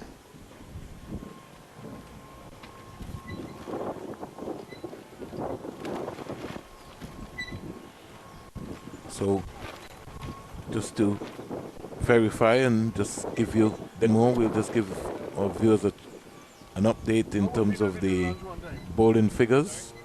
Let me just, before I go that then more, because and go down to the Antigua Recreation Ground for a live and louder roundup. The West Indies Academy in their second innings, they're 77 for 2, and this is after Guyana scored 663 off 160.3 overs. West Indies Academy 485 in the process. They've now moved on to 82 for 2. The West Indies Academy in their second innings. Dindial is not out on 31, and Giovanni De Pisa not out on 17. So the batters at the crease. Sorry, Demo. So the bowling figures for the Barbados Pride: Ewan Lane, 8 overs, 2 maidens, 34 runs, no wickets. Carl Mayers, 4 overs, 2 maidens, 9 runs, no wicket. Shamar Springer, 11 overs, 2 maidens, 22 runs, no wicket. Kevin Wickham, 4 overs, 1 maiden, 19 runs, no wicket. Ruston Chase, 27 overs, 5 maidens, 67 runs, 3 wickets. And Joshua Bishop, 26.4 overs, 6 maidens, 87 runs, 6 wickets. Let me read those figures again for you. Joshua Bishop, to complement that, he had 99 not out in the first innings, 26.4 overs, 6 maidens, 87 runs, 6 wickets. And Jamal Warrican, 17 overs, 4 maidens, 28 runs, 1 wicket. If we match that up then more against the first innings, then we would recognize that Bishop really easily, quietly would have walked away with a couple of wickets. Bishop didn't get any wicket in the first inning. Yeah, so 6 wickets to go with his 99 runs. So he'd be happier now, because in the first innings he had a little bit of a struggle, but definitely 6 wickets in the second innings to go with the 99 not out that he made in his turn when he batted. He would consider that he has had a good game. Well, we've seen everything in this game then more. Half centuries, a century, a 5-wicket haul. You think there's another twist to something that's happening now? Somebody's going to get a hat-trick? Something else. Something is going to happen. But I think the Barbados Pride are going to have a tricky 10 minutes to bat before the luncheon interval. And it's going to be important that they get through that little burst, and then we'll see what happens after the luncheon interval. We're going to take a short break, and then when we come back, we'll have more cricket for you here from the Coolidge Cricket Grounds. This is TJ the Up Top Boss representing, and I'm telling you that June 3rd to the 14th at Sabina Park, West Indies versus Sri Lanka. A 3 T20 we I give them boy them, and you see me? 3 ODL, you understand? So turn out and support the thing. So you don't know, visit windiescricket.com for more vibes and everything. Join the vibes, you don't know, fully loaded, fun zone for the entertainment and everything, pizza, food, anything you need. TJ the Up Top Boss representing. I bet me turn up in ya. Boom.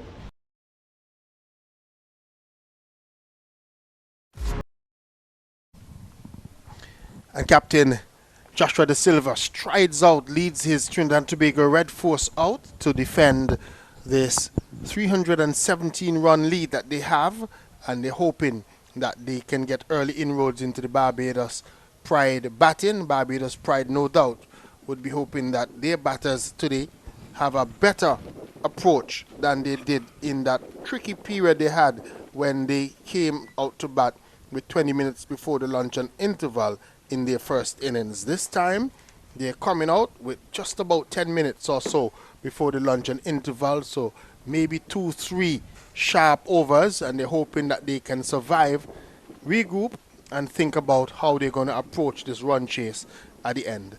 Vernon Springer, who's going to win this match?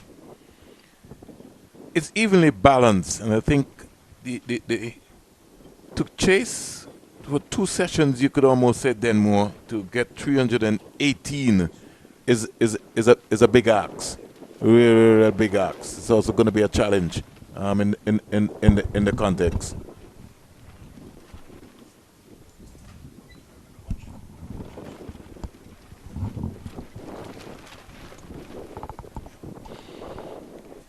So it's going to be a big ask, 318 to get. Yeah. And we have a minimum of 47 overs before the final hour. Usually the final hour is expected to be about 15 overs. So eventually, in essence, just about 62 or 63 overs, you can say, minimum, maybe left in the day's play. So it's going to be interesting to see how the approach is.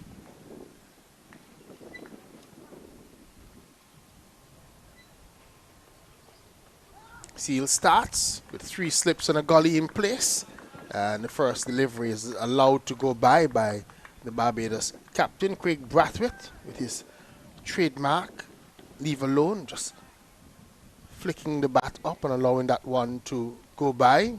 And that has sometimes been his downfall, like we saw in the first innings, when his bat was a little bit slow in getting out of the way, and he chopped one onto his stumps. The Seals will be hoping that similar take place in this innings.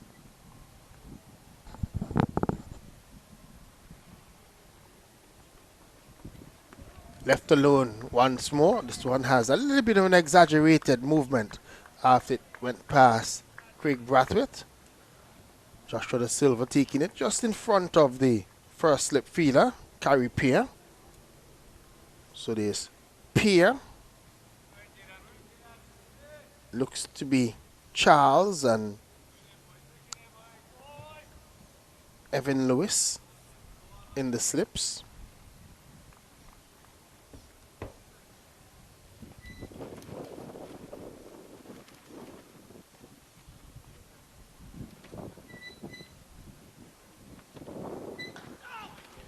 Hustling the batter into a stroke there. No run. So still bright sunshine here at the Coolidge Cricket Grounds. We haven't seen any real interruption.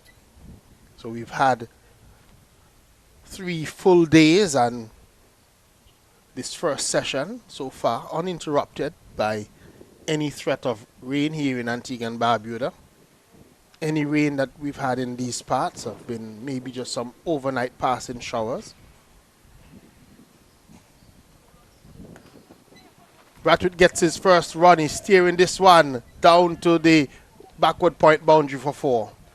Outside the off stump, and he just jumped into line and steered that one past the fielder and picked up 4.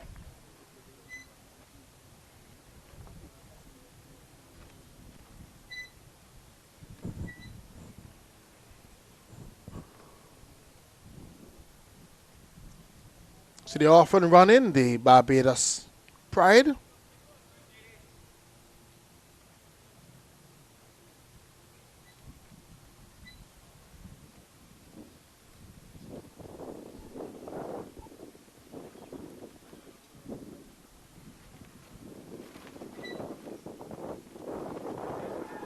Edging, caught behind, Brathwaite goes. Jaden Seal strikes. Trinidad and Tobago Red Force get their first wicket. If the second innings, the Barbados captain has to walk back to the pavilion, caught behind off the bowling of Jaden Seals for 4. Barbados Pride, they're 4 for 1.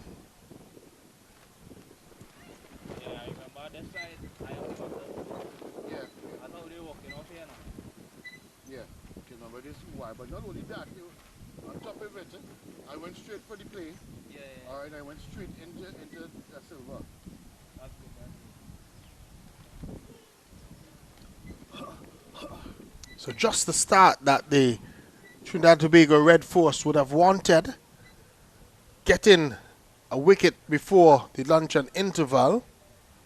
That little tricky 10-minute period where the Barbados Pride would have had to come out and face.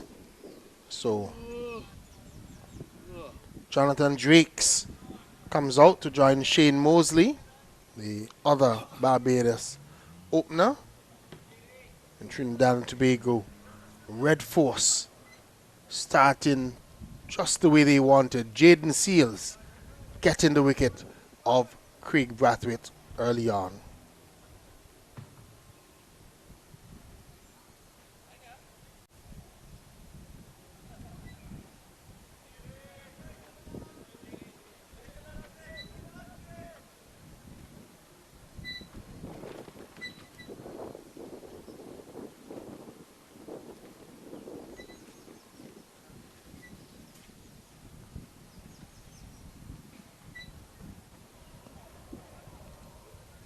One kept a little bit low from Seals as he brings his first over to an end. A successful over. 4 runs coming from it, but the wicket of Craig Brathwaite. And Barbados Pride ending 4 for 1 after the first over. Just a summary of what has taken place so far. Trinidad and Tobago team bowled out twice, 333 and 280. The Barbados Pride needing 318 to achieve victory. They're 4 for 1.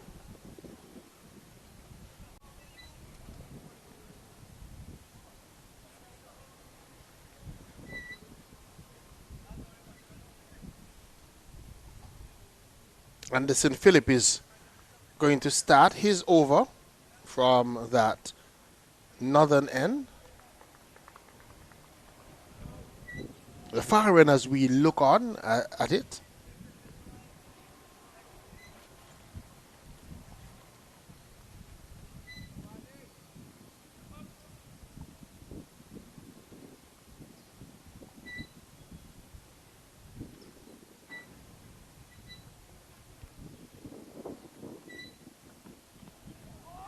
It's one going past the bat of Mosley. I'm sure he would tell you that he just pulled the bat inside the line of that one.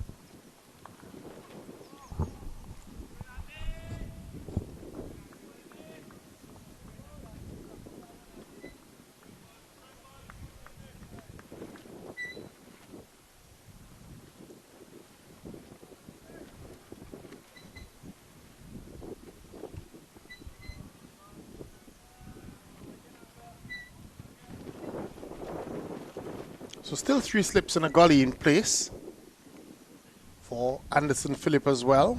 And Phillip has decided that he's going to come straight away around the wicket. Swan is angling down the leg side. Good tumbling stop by Josh De Silva. Swan also kept a little bit low as it went through. Josh De Silva having to get across and tidy up.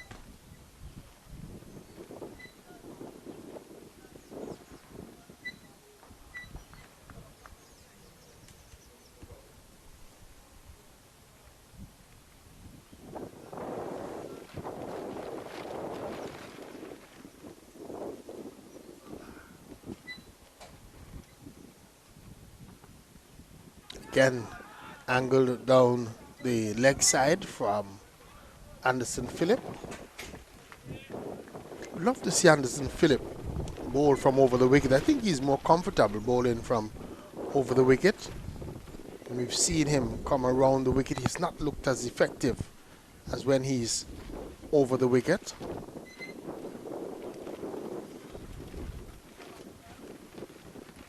We really need to get into the head and the mindset of why these days that bowlers just seem to have to bowl left-handers from around the wicket. Mosley gets going. He's going to get 2. This one is squeezed away into the square leg region. 2 runs to him.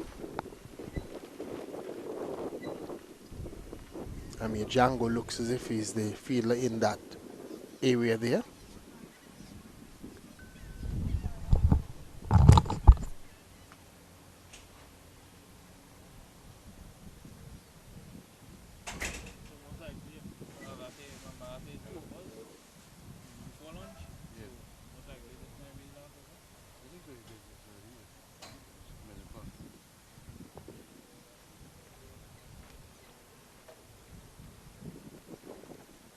One kept low, went right through. Mosley, good take by Joshua De Silva low down. And that's going to be lunch on day 4 of this encounter between the Trinidad and Tobago Red Force and the Barbados Pride. Barbados Pride require another 312 runs for victory after they were able to bowl out the Trinidad and Tobago Red Force for 280, meaning they need 318 for victory. But they've lost their captain Craig Brathwaite for 4 in the second innings to Jaden Seals, and they go into lunch 6 for 1. 6 for 1. Shane Mosley is on 2. Jonathan Drakes just facing 1 delivery. He's not out on naught. The bowling figures, Jaden Seals, his 1 over cost 4 runs. He got a wicket. And Anderson Phillip's first over just costing him 2 runs in the Trinidad and Tobago Red Force's second innings. He got that 100 from Cooper. And so all to play for at this luncheon interval. So at lunch, Barbados Pride 6 for 1, needing another 312 runs for victory. When we come back in about 35 to 40 minutes or so, we'll have the conclusion of this match between the Trinidad and Tobago Red Force and the Barbados Pride. At lunch, Barbados 6 for 1, needing 312 more runs for victory.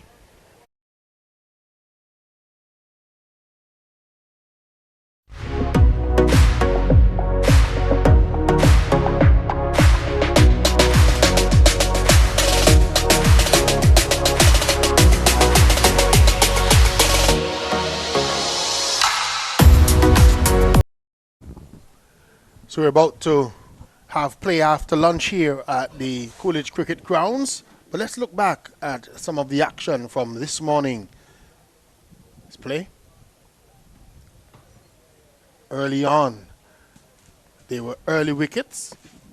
Cooper, shoulders, arms, given out leg before.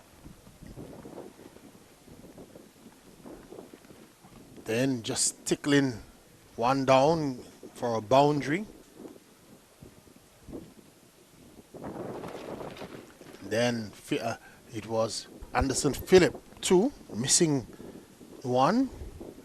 And just when Barbados thought that they were going to wrap things up, Caripia changed gear. Started to be a little bit more positive in terms of his stroke play. And until late on, when he just missed one through the gate, and he was last man out. And then Craig Brathwaite jumped into line, not really moving his feet, getting at 1, scraped the wicket for 4.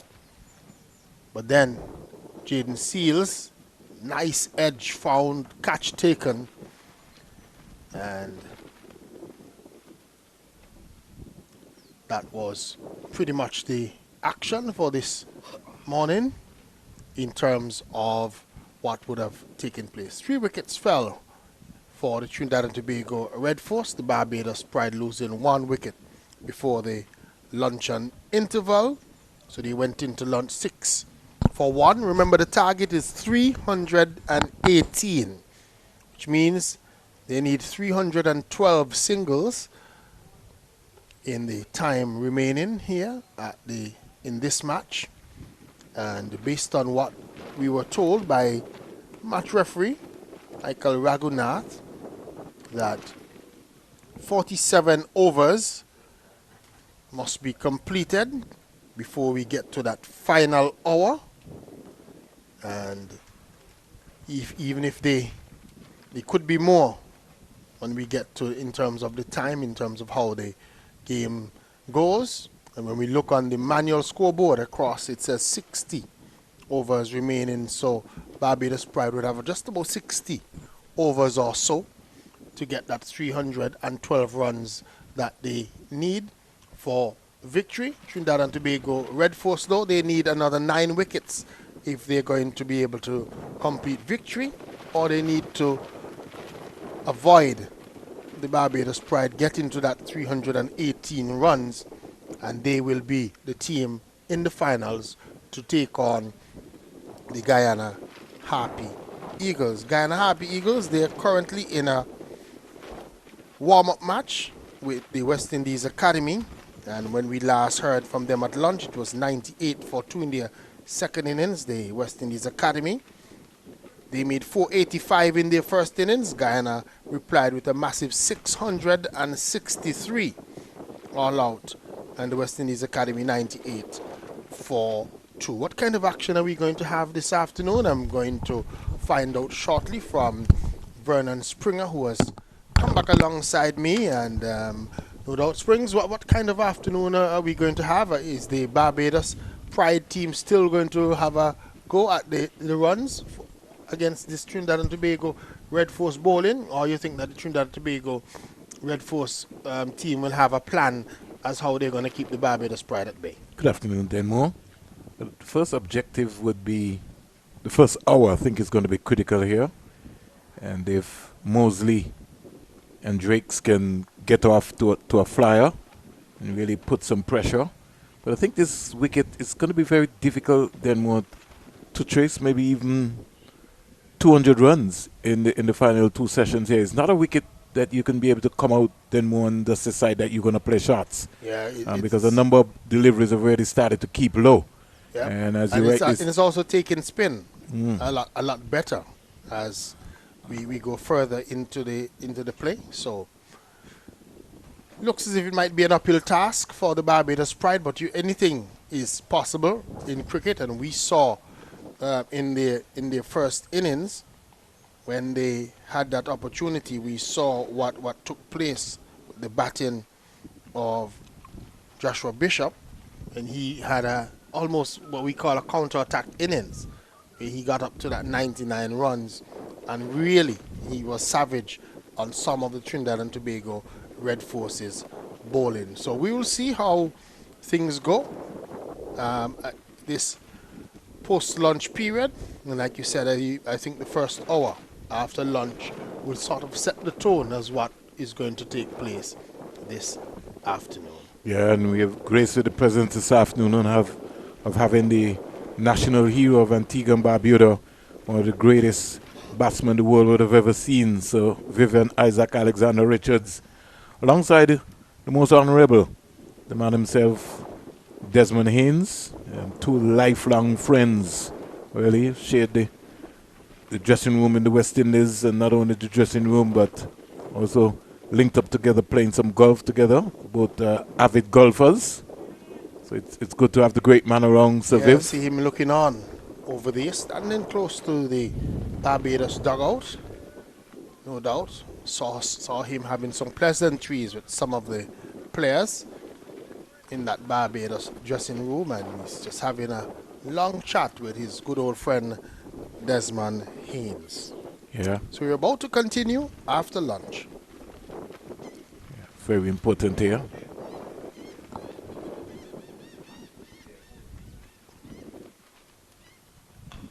Driving sweetly. Drake's 4 runs. So the game on. Just from that first shot, Yeah. the Drakes have come back out with a positive mindset. And yep, they've picked up Sir Viv. Sir Viv looks nice and young there. Yeah, He's still- nice and slim. Still looking like it that he can whack a couple. Yeah. Yeah. Still looking very good there himself and Desmond Haynes. So great to see the legends really coming around and looking at the potential talent for the future. And even just as we were talking off camera then more, even when Ruston Chase walked out, as you rightly said, you had to like, wow, Ruston Chase is that tall? Yeah, I was surprised when I saw him standing next to Sir Viv. Well, we seem to have worked up Jaden Seals here. Yeah, Drakes. he would have been upset because that first delivery almost, and again, we always speak of it, there's no room for a loosener. No, And and Jaden Seals served up a loosener to Drakes outside the half stump, and Drakes was savage, and hammering it for 4. And so, no doubt, Jaden Seals would have been affected by that, and just seems to be very worked up. ooh, balls squared him up completely, playing from the crease there, Drakes, and just peeling away down to the third man boundary area. There was no lot of feet movement coming around there, Denmore. No, not a lot of feet movement. He was squared up, as you said. Got that one, but he got it away from the fielders, though, and went down to Jed Gooley, who is patrolling those acres of space down in that deep point, wideish third man region. And Gooley looks like what we will call the trawler, somebody who patrols a lot of space around. Saw him doing that at ARG as well. Spent a lot of time in front of the bleachers down at ARG. Have some more officials now joining the Desmond Haynes Viv Richards party.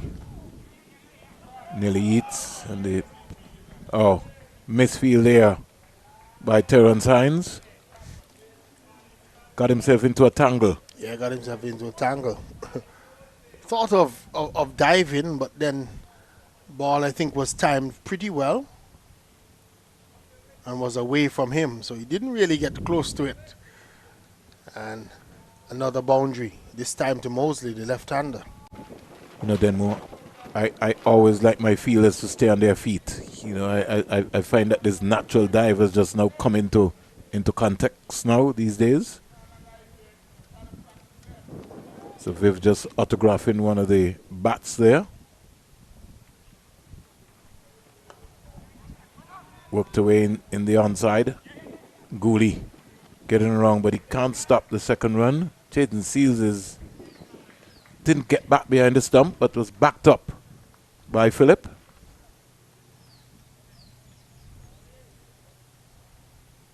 Seals has leaked some runs, 10 runs already in this over. As a matter of fact, 11 runs he's leaked in this over.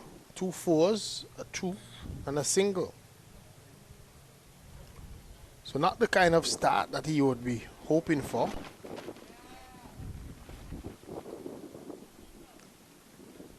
I think the folks on the manual scoreboard might have missed a trick.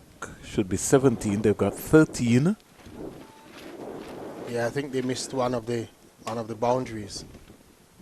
But they certainly will get back on track.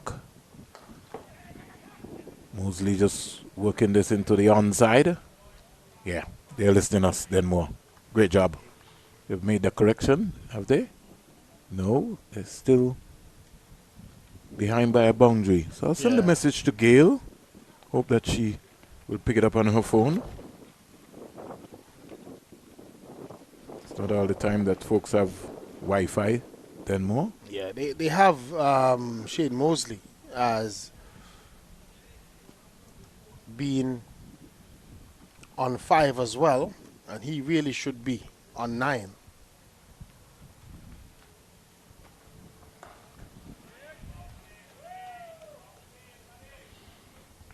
To see if Gail is able to answer her phone, get this one corrected out. I think the match referee, she might have a walkie-talkie, or should have a walkie-talkie in the context. Over comes to an end. 3 overs bowl, 18 for 1. Yeah, another good first over after lunch from Jaden Seals. He leaked some runs in that over, and he would want to correct that his next over. Maybe just settle down again. Maybe again just to get a little bit excited. Maybe the adrenaline maybe still pumping from the fact that he was able to dismiss Craig Brathwaite before the lunch and interval. But he has come back out and leaked some runs pretty early. And his team is going to be mindful that they don't want that kind of situation to continue.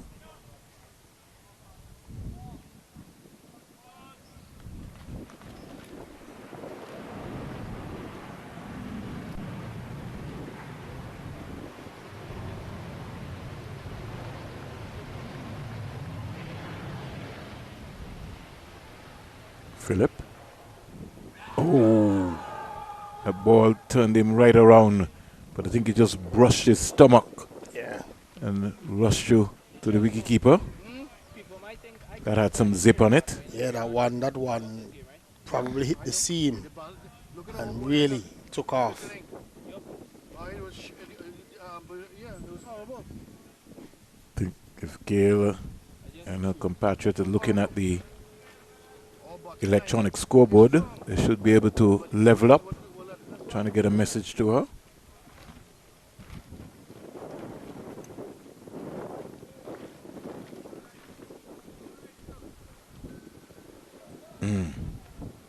This is going to be a very difficult pitch, then more to bat on. Especially the new ball. Ball curling away. Yeah, going past the edge there again.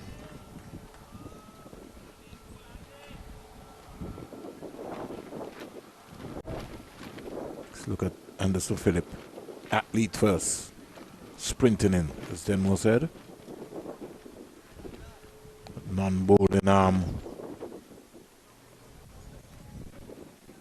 Generating some energy.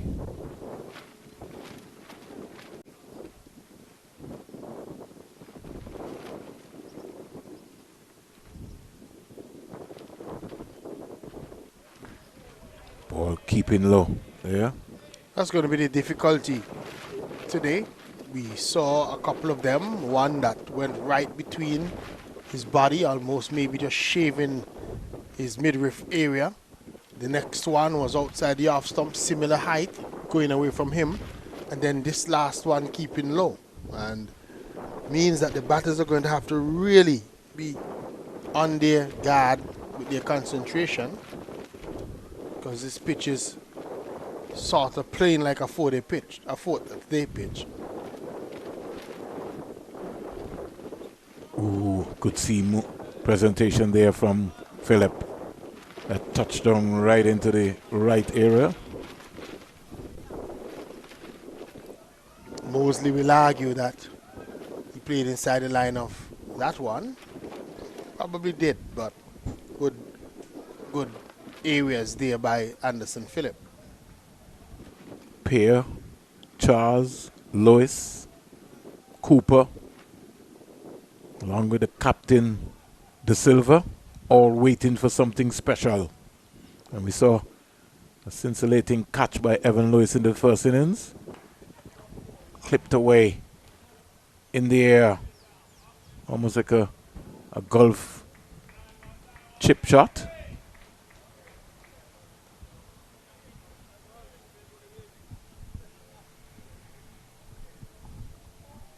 Carrier is expected to have a long bowl today.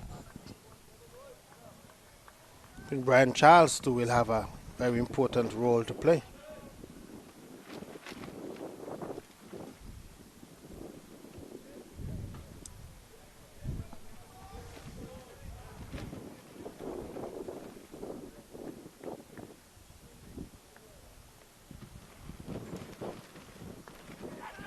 It's in the air and just dropping short of, looks to be Django coming in that mid-wicket position.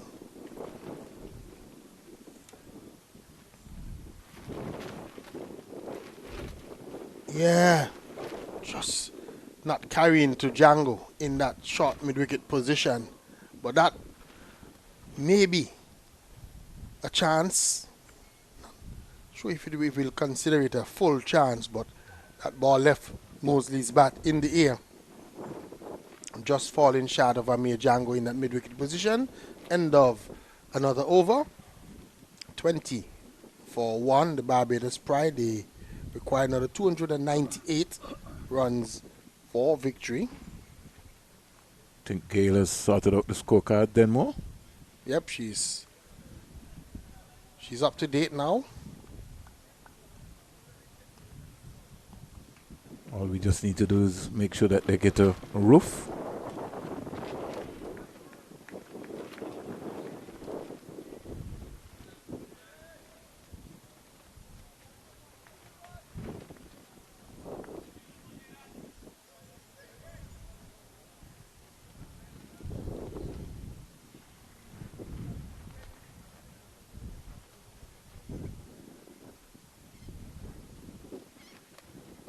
Just in times ahead here.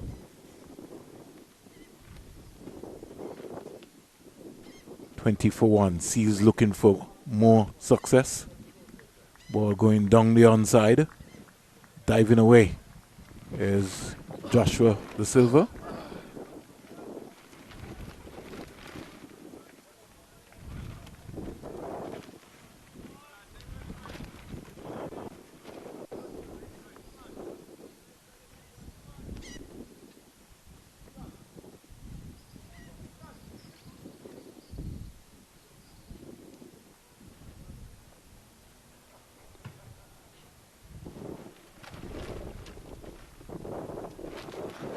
Driven sweetly by Drakes. Phillip puts his body on the line. That's a magnificent save by the young man. Yeah, Talking about an athlete, Denmore. Yeah, what looked like 4 certainly ends up just being a single. Good work by Anderson Phillip in that mid-off position. Getting across quickly and effecting the dive and being... I think what you have to like about it, Denmore, is that he timed it. You know, normally sometimes you see some players dive in and they dive over the ball. Yeah. Anderson Phillip was sprinting when he got there, something which they practice these days.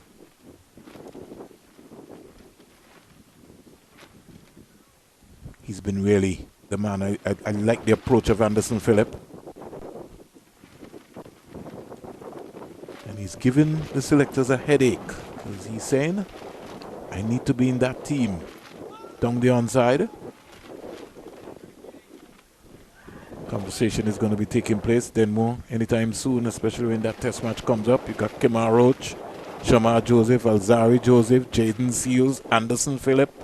I'm hearing some rumors that are saying that Kemar Roach might be injured. If anyone knows, they can always send us an update. I think he's playing in England then more. So he's in the county. Yeah, but I heard somewhere this week that he might be injured. Okay. Squeezed away. Down to the third man boundary for 4. Yeah, Jaden Seals continues to leak some runs here. Really trying to attack the stumps of Mosley. Yeah, he squeezed that one out. Nothing wrong with that. That's okay. Maybe just wants to just get him napping on the crease there. He's got 3 slips and a gully. So good afternoon to Trevor Winsford. Very attacking left-hander batsman in his time. Played some youth cricket. Livingston Harris, the X-Man. Some very unfortunate. Django's come off the field. Then more, he's looked like he's injured himself. Maybe even when he went trying to take that catch. Maybe when he was striving to try and get to that ball, he might have just pulled something. Yeah, the physio is going around to meet him. Joshua James, another big man, comes onto the field. Seems like it's a concern. Did he hurt his shoulder, Django? Yeah, he's indicating that I can't get my hand up. That ball died on its way to the silver. Let's hope that Django is okay. Amir Django.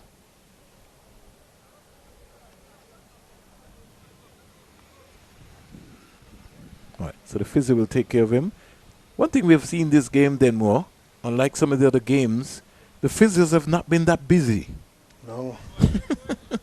We've more seen the players gone off to get treatment.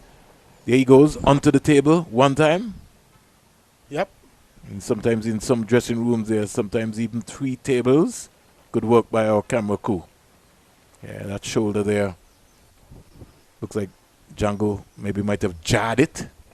Yeah, he was trying to make a catch of that ball that left the bat in the air from Mosley in that straightish mid-wicket position, and this drop shot was just dropping short of him, and maybe in the effort that he was making to try and make a catch of it, just jammed that shoulder. Hurt some of the ligaments. Yeah. I think Joshua De Silva is going to have to maybe just take a couple of steps forward. Is the ball really not coming through, not carrying through? Needs to give himself some room, if anything, to be able to not have anything dying on him in front of him. He wants to be able to catch it.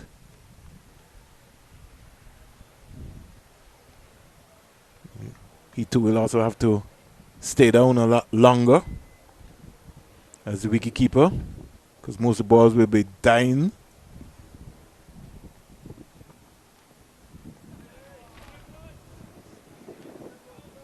But at the moment he just seems comfortable to just stay right where he is. I think maybe because of the variable pace of the pitch.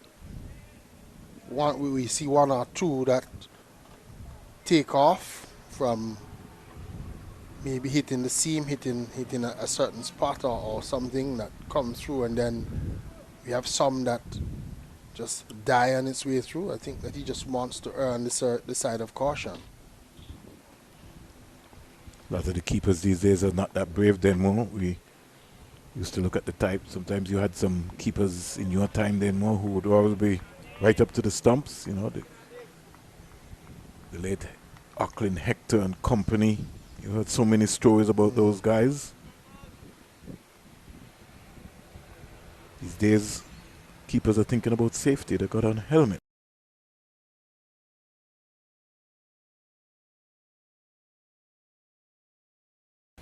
Now, it forced you to watch the ball for a longer period.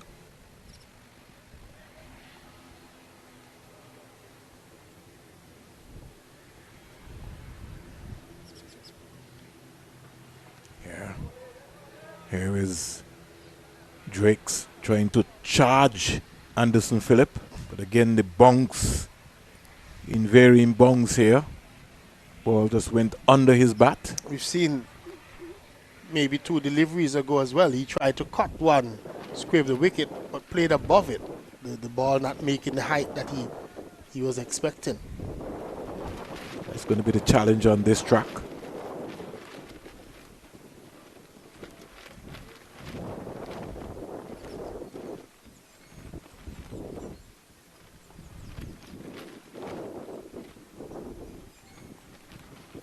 Carrier warming up, so we might see him sooner rather than later. He will have to bowl along with Charles a good bulk of these overs, then more, maybe even a 25 between them. Maybe even more. Yeah. Well, maybe what might happen is that Joshua De Silva might use the CIU road end for his seamer, so I wouldn't be surprised if we see Hines come from that end and then have Carey Pear, Amber and Charles share the major center end. That might be the thought process. Good ball. Really, really, really good. Maiden over from Anderson Phillip. Under the circumstances, it's a good over from Anderson Phillip. He has been very, very, very conservative in terms of the number of runs he has given away. He's bowled 18 deliveries and 16 of them have been dot balls. Whereas Jaden Seals in his 3 over, he's going at a rate of 7. So just some ice being applied to Amir Django's shoulder. So our hunch was correct, just probably hurt that shoulder in going for that catch. Yeah, the plastic comes out as well to just wrap that around there. So he'll be off the field for some time, at least 10 minutes. And then they'll be able to assess after damage. Pray that Amir Django is okay. Yeah, Trinidad and Tobago, they're going to need him if they get to the finals. Ball keeping low, 10 more. This is a good start here so far by Jaden Seals. I think that's why Jaden Seals need to not just hone in at the pad, but he needs to get that length right. Because I believe we've noticed that when the ball hits that hard length is when it's sort of keeping a bit low. So he doesn't want to be too short to allow for Mosley to cut or pull. And he can't be too full because they're looking for that full pitch. So he needs to concentrate on hitting that hard length consistently. Anything can happen. It's good line. Forcing Shane Mosley to defend.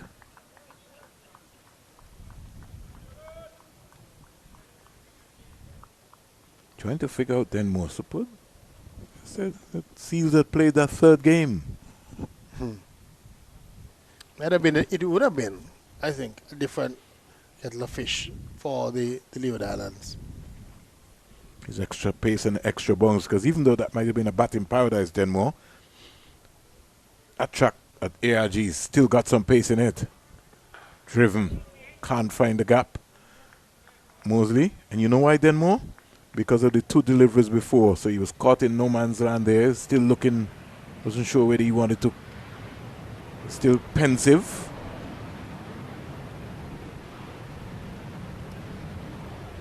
It's been a hot day on the easy scale, Denmore. Very, very, very hot and humid.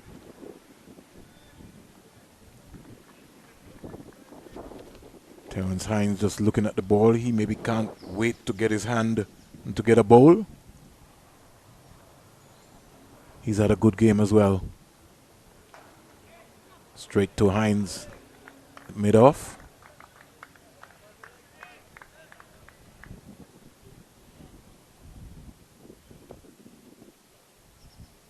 Nobody's going anywhere, Denmore. Everybody's looking to see what is going to happen in the first hour's play.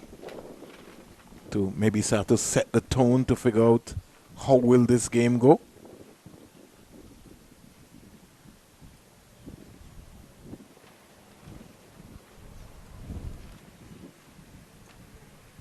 "26 minutes of play so far." Oh. Yeah, that was a good one. That's a Jaffa.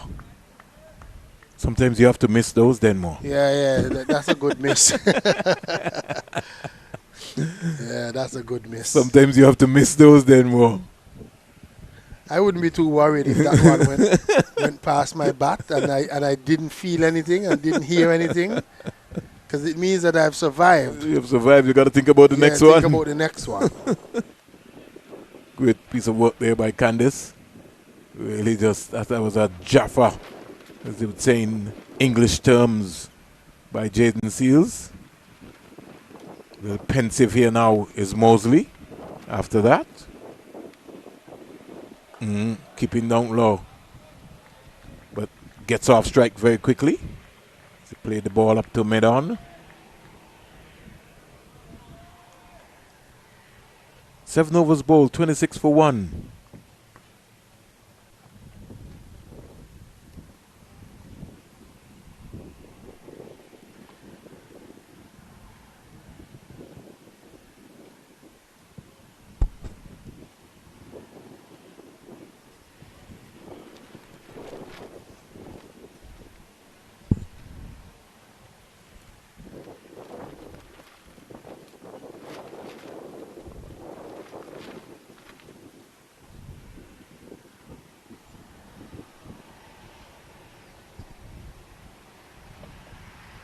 Still Anderson Phillip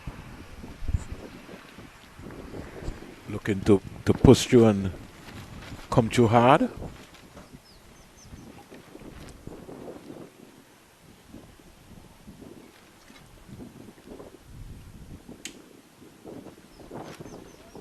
Again, just as Denmo was talking about, every now and again, Mosley looking to go square, but the ball squirting under his bat. So he maybe just needs to forget about trying to play the ball square and more look up in front of him.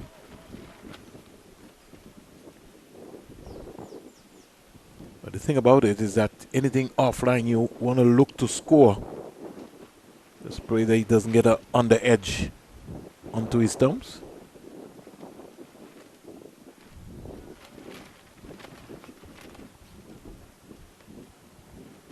Pride dressing room focus.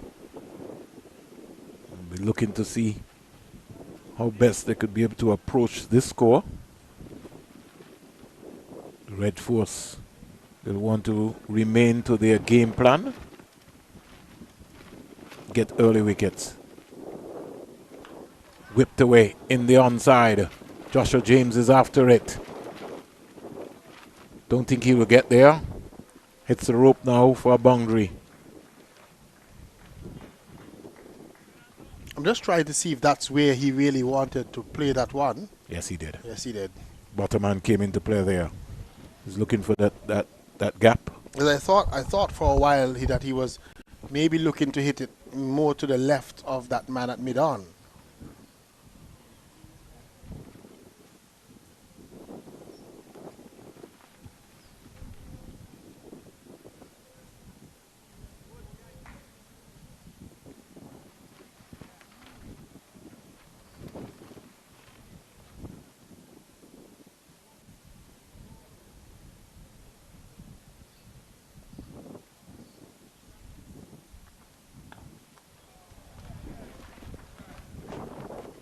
Two boundaries in a row from Mosley, getting this one down to the vacant third man position for 4.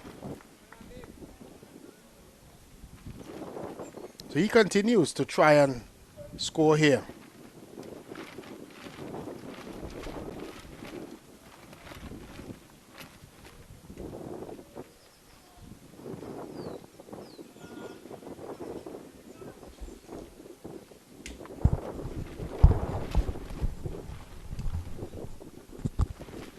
You know, Mosley for 4. Denmo is going to be attacking. He's going to play his natural game. His inclination is to look to score. He's gone to a quick fire 24 of 27 deliveries. On the wicket is Anderson Phillip. Played good cricket all around. Both umpires having a conversation and communication line being opened that there are 2 legal deliveries.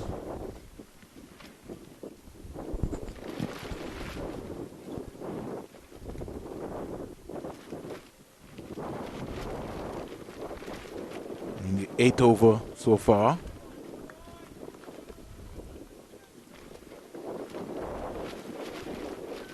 So for the 6 overs that they've batted so far in this post-lunch period, they've scored 30 runs.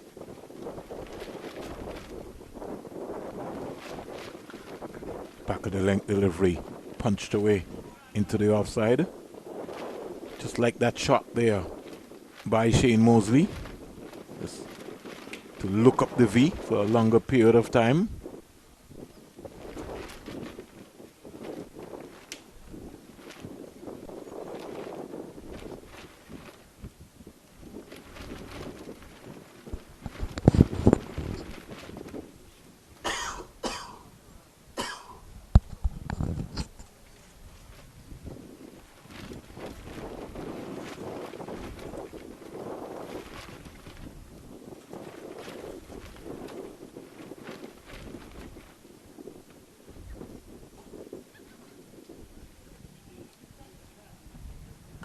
Squeezed away in the offside.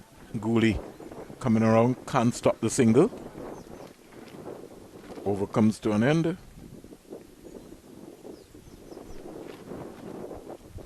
the score at the end of 8 overs, 35 for 1.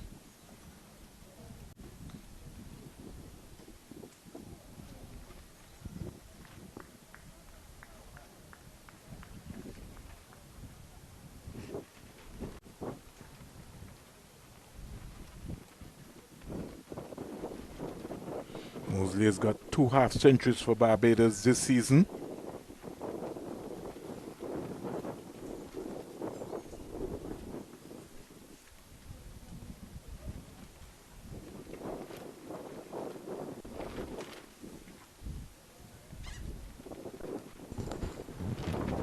Came into this game with 147 runs, high score of 65. So he's been in good touch, Mosley. Yeah, but he would want a lot more. Driving hard inside half of the bat, more or less, picking up a single. James coming around from mid-on. It's Philip coming around from mid-on. Sorry, James, Philip. Just looking for Mosley's record. Yeah. Before this series, this game would have played. Before this season, 38 matches, 2,079 runs, 4 centuries, high score of 155 not out, with 12 half centuries. A conversion rate that has kind of plagued him for some time. So he got 2 half centuries this season, Mosley. There's a P for leg before. Fuller length. Umpire Carl Tuckett says not out. I think they're appealing more for maybe for the catch. Let's look at this again, see what Jaden Seals was looking for. Pitched up. Oh yeah, he's looking for that Leg before. leg before. Yeah, but I think it might have maybe hit him outside the line of the off stump. And also maybe in Carl Tuckett's mind, it might have been height as well. I thought it was a good shout. Certainly was. Drake's would be. You could understand the feeling of Jaden Seals because he thought that he had his man there on that occasion. By Carl Tuckett will not be ruffled. Ooh, that's a beautiful outswinger. Touchdown. Look at this, Denmore.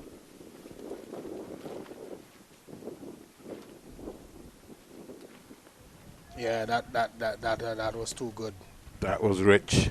That was rich. But he needs to bowl a lot more of those types of deliveries. The one that he had before that came back at Drake's, and then that one that went past him. Good contest. Squeezed away by Drake's for an easy single.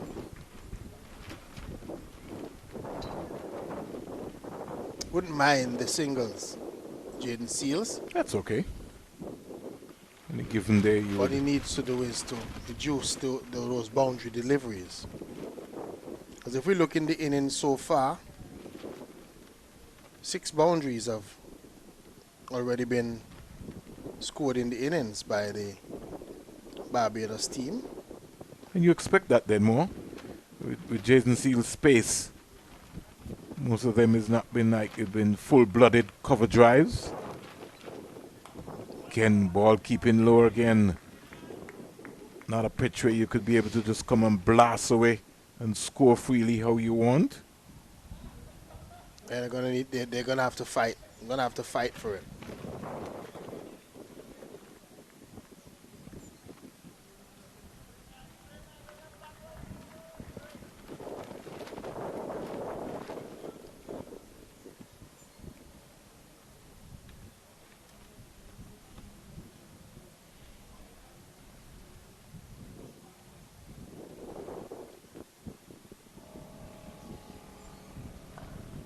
Ball played by Mosley, keeping him out.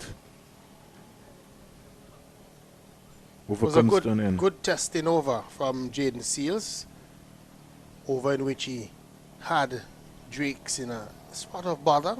Had a very good shout, I thought, for leg before. But what was good is that after the disappointment of not getting that decision from the umpire, he bowled some really good balls to follow up. Nice one that shaped away from Drakes, and then when he got Mosley on strike, he was attacking the stumps, bowled some really good deliveries. West Indies Academy falling away badly at the Antigua Recreation Ground. They are now 136 for 6, the Academy. Joseph 28, Evelyn 1, DePeasy 34, Colin Boyne tuck it naught. Valda Clark knock out 16, Nathan Edwards 1, Goodrich the century maker 9, and Dinyal 41. They're falling away badly. Then more. I told you about that. You have to be careful that the Guyanese bowlers don't get a little rhythm and could force a victory against the Academy in that one. Certainly showing their good form, Guyana.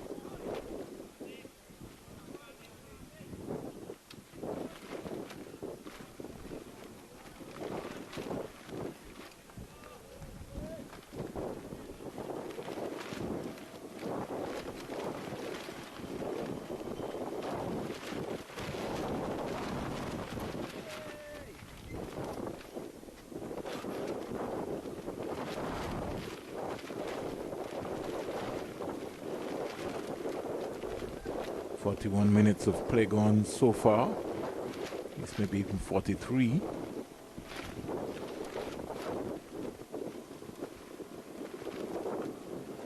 Lack of pace again. Can't allow Drakes to be able to find his timing.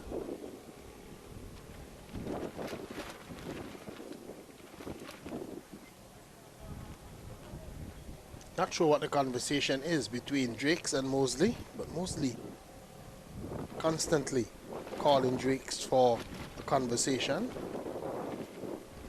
Maybe trying to just give him a level of assurance to tell him, listen, don't worry, the timing will come. Stay balanced, stay at the crease, don't try anything. Keep your shape, keep your form.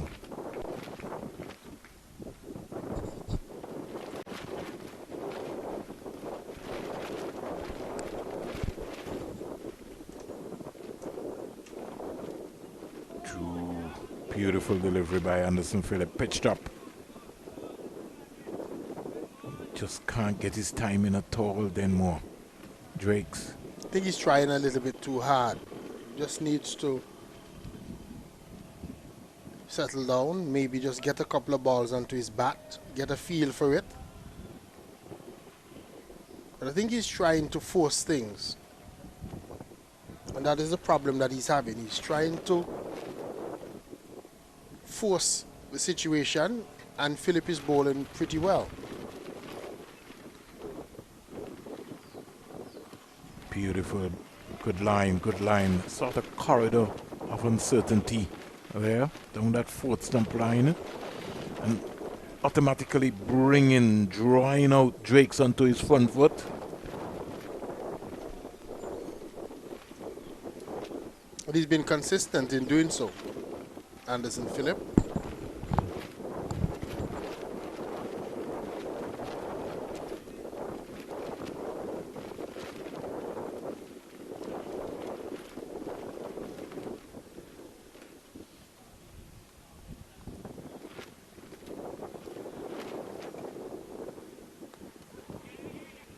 Thought he'd gone through there.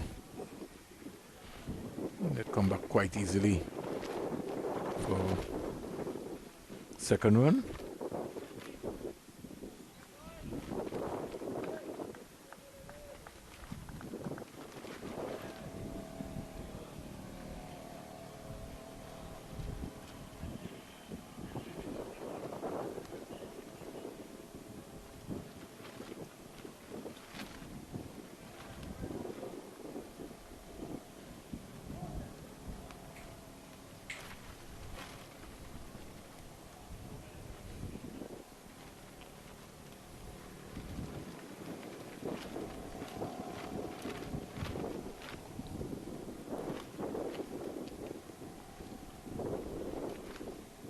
Start, stop.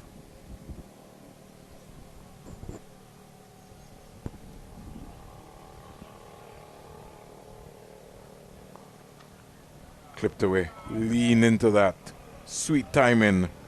Hits the boundary rope now. Boundary to Drake's the second of his innings. Yeah, I think there, Anderson Phillip is just guilty of going away from what he was doing well. He was bowling that foot stump line outside the line of the off stump, and he just tried something, and every time they try something, these batters have been able to pick them off, and so giving away a boundary at the end there. But we're outside in Jamaica for the first stop of our men's home series tour. The action will go down on 3rd to 14th June at Sabina Park. The men in maroon will take on Sri Lanka in 3 CG United ODIs and 3 supercharged T20s. Fully loaded fan zone is back, plus there will be much more. So if you're in Jamaica, you come out and rally around the West Indies. Tickets are coming soon. And remember, visit windiescricket.com or Windies Cricket on social media for more info on the We Outside home series tour. Craig Brathwaite, he fell before the luncheon interval, but since then, these two have been able to put on some 39 runs.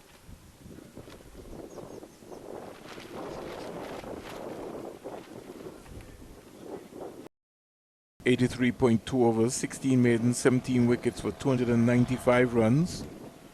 Best bowling figures of 6 for 38. And then Jaden Seals, those are the season's best figures so far, 7 for 34 in 2 matches. 59.3 overs, 13 wickets, 114 runs. Mosley flashing outside the off stump there. He has to be careful.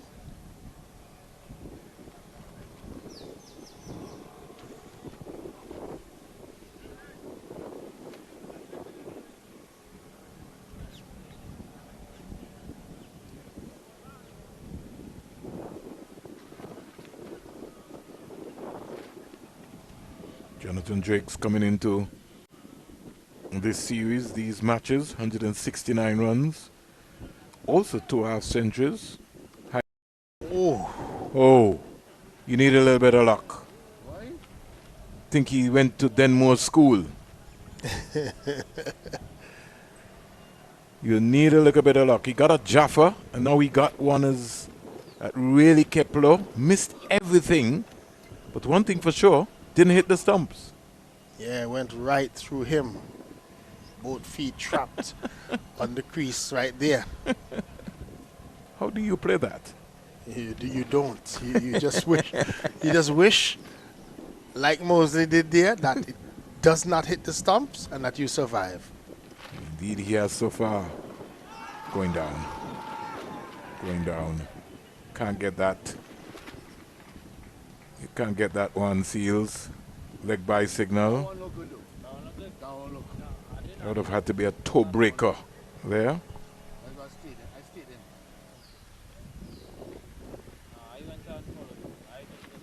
Full length. Yeah.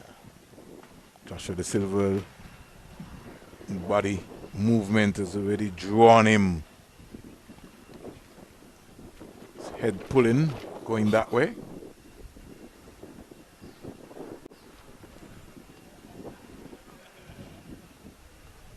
For the 3-for-1.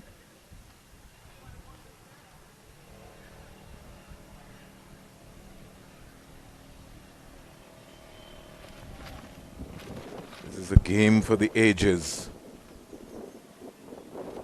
Ooh. Drake's driving. Nothing there.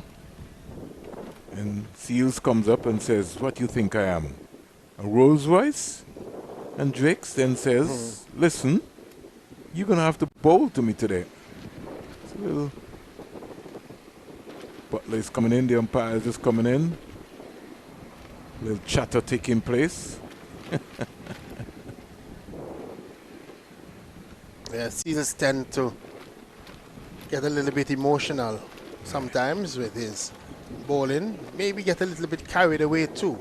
Sometimes. Sometimes you want to see that. You want to remind you that, hey, this is my space. I'm the man here. You know what I mean? You have to respect me. And it could be mind games as well too.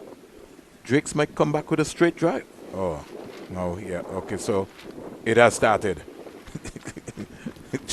Seals comes all the way down. A little biplay taking place here. Yeah. He says, "Go back to your mark." I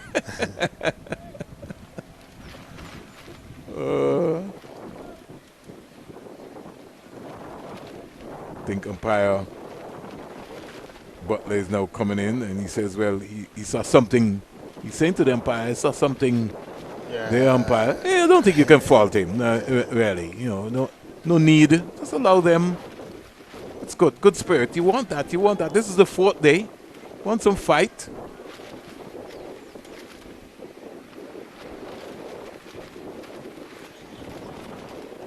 I like the banter then more. You know, you don't like the drawn out sort of stuff. You want some intensity. You want something to spark somebody. Something to keep the interest up high. I like this. This has been a good contest. Oh, That had some pace on it. yeah, it as did. well. It did. It did. Mosley's trying to say to Drakes, walk away. Walk away. Walk away. Yep. Walk away. Don't take him on.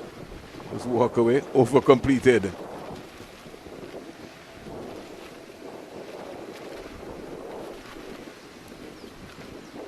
Left Nova's bowled. Just saw somebody come off then, what? Did I?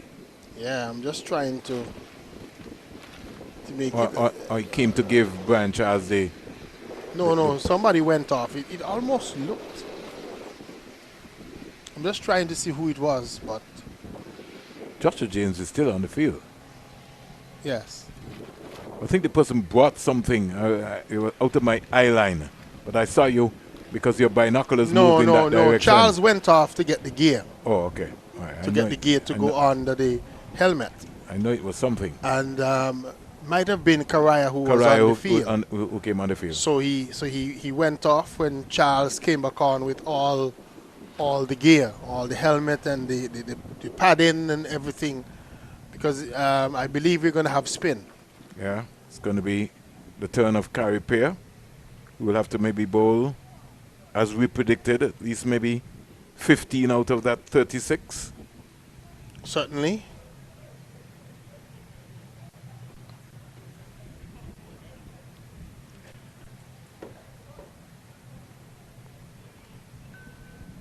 Expect to see probably maybe even Brian Charles bowl a few. Well, not a few, then more. They both have to bowl some overs. Certainly. What the approach will be is another question by the Barbados Pride batsman. Well, they have to be positive against them Easy, so that they can keep the game, keep the interest in the game. easy said than done. Single straight away. Now this is what sometimes then more I really don't like, because Anderson Phillip is in no man's land. So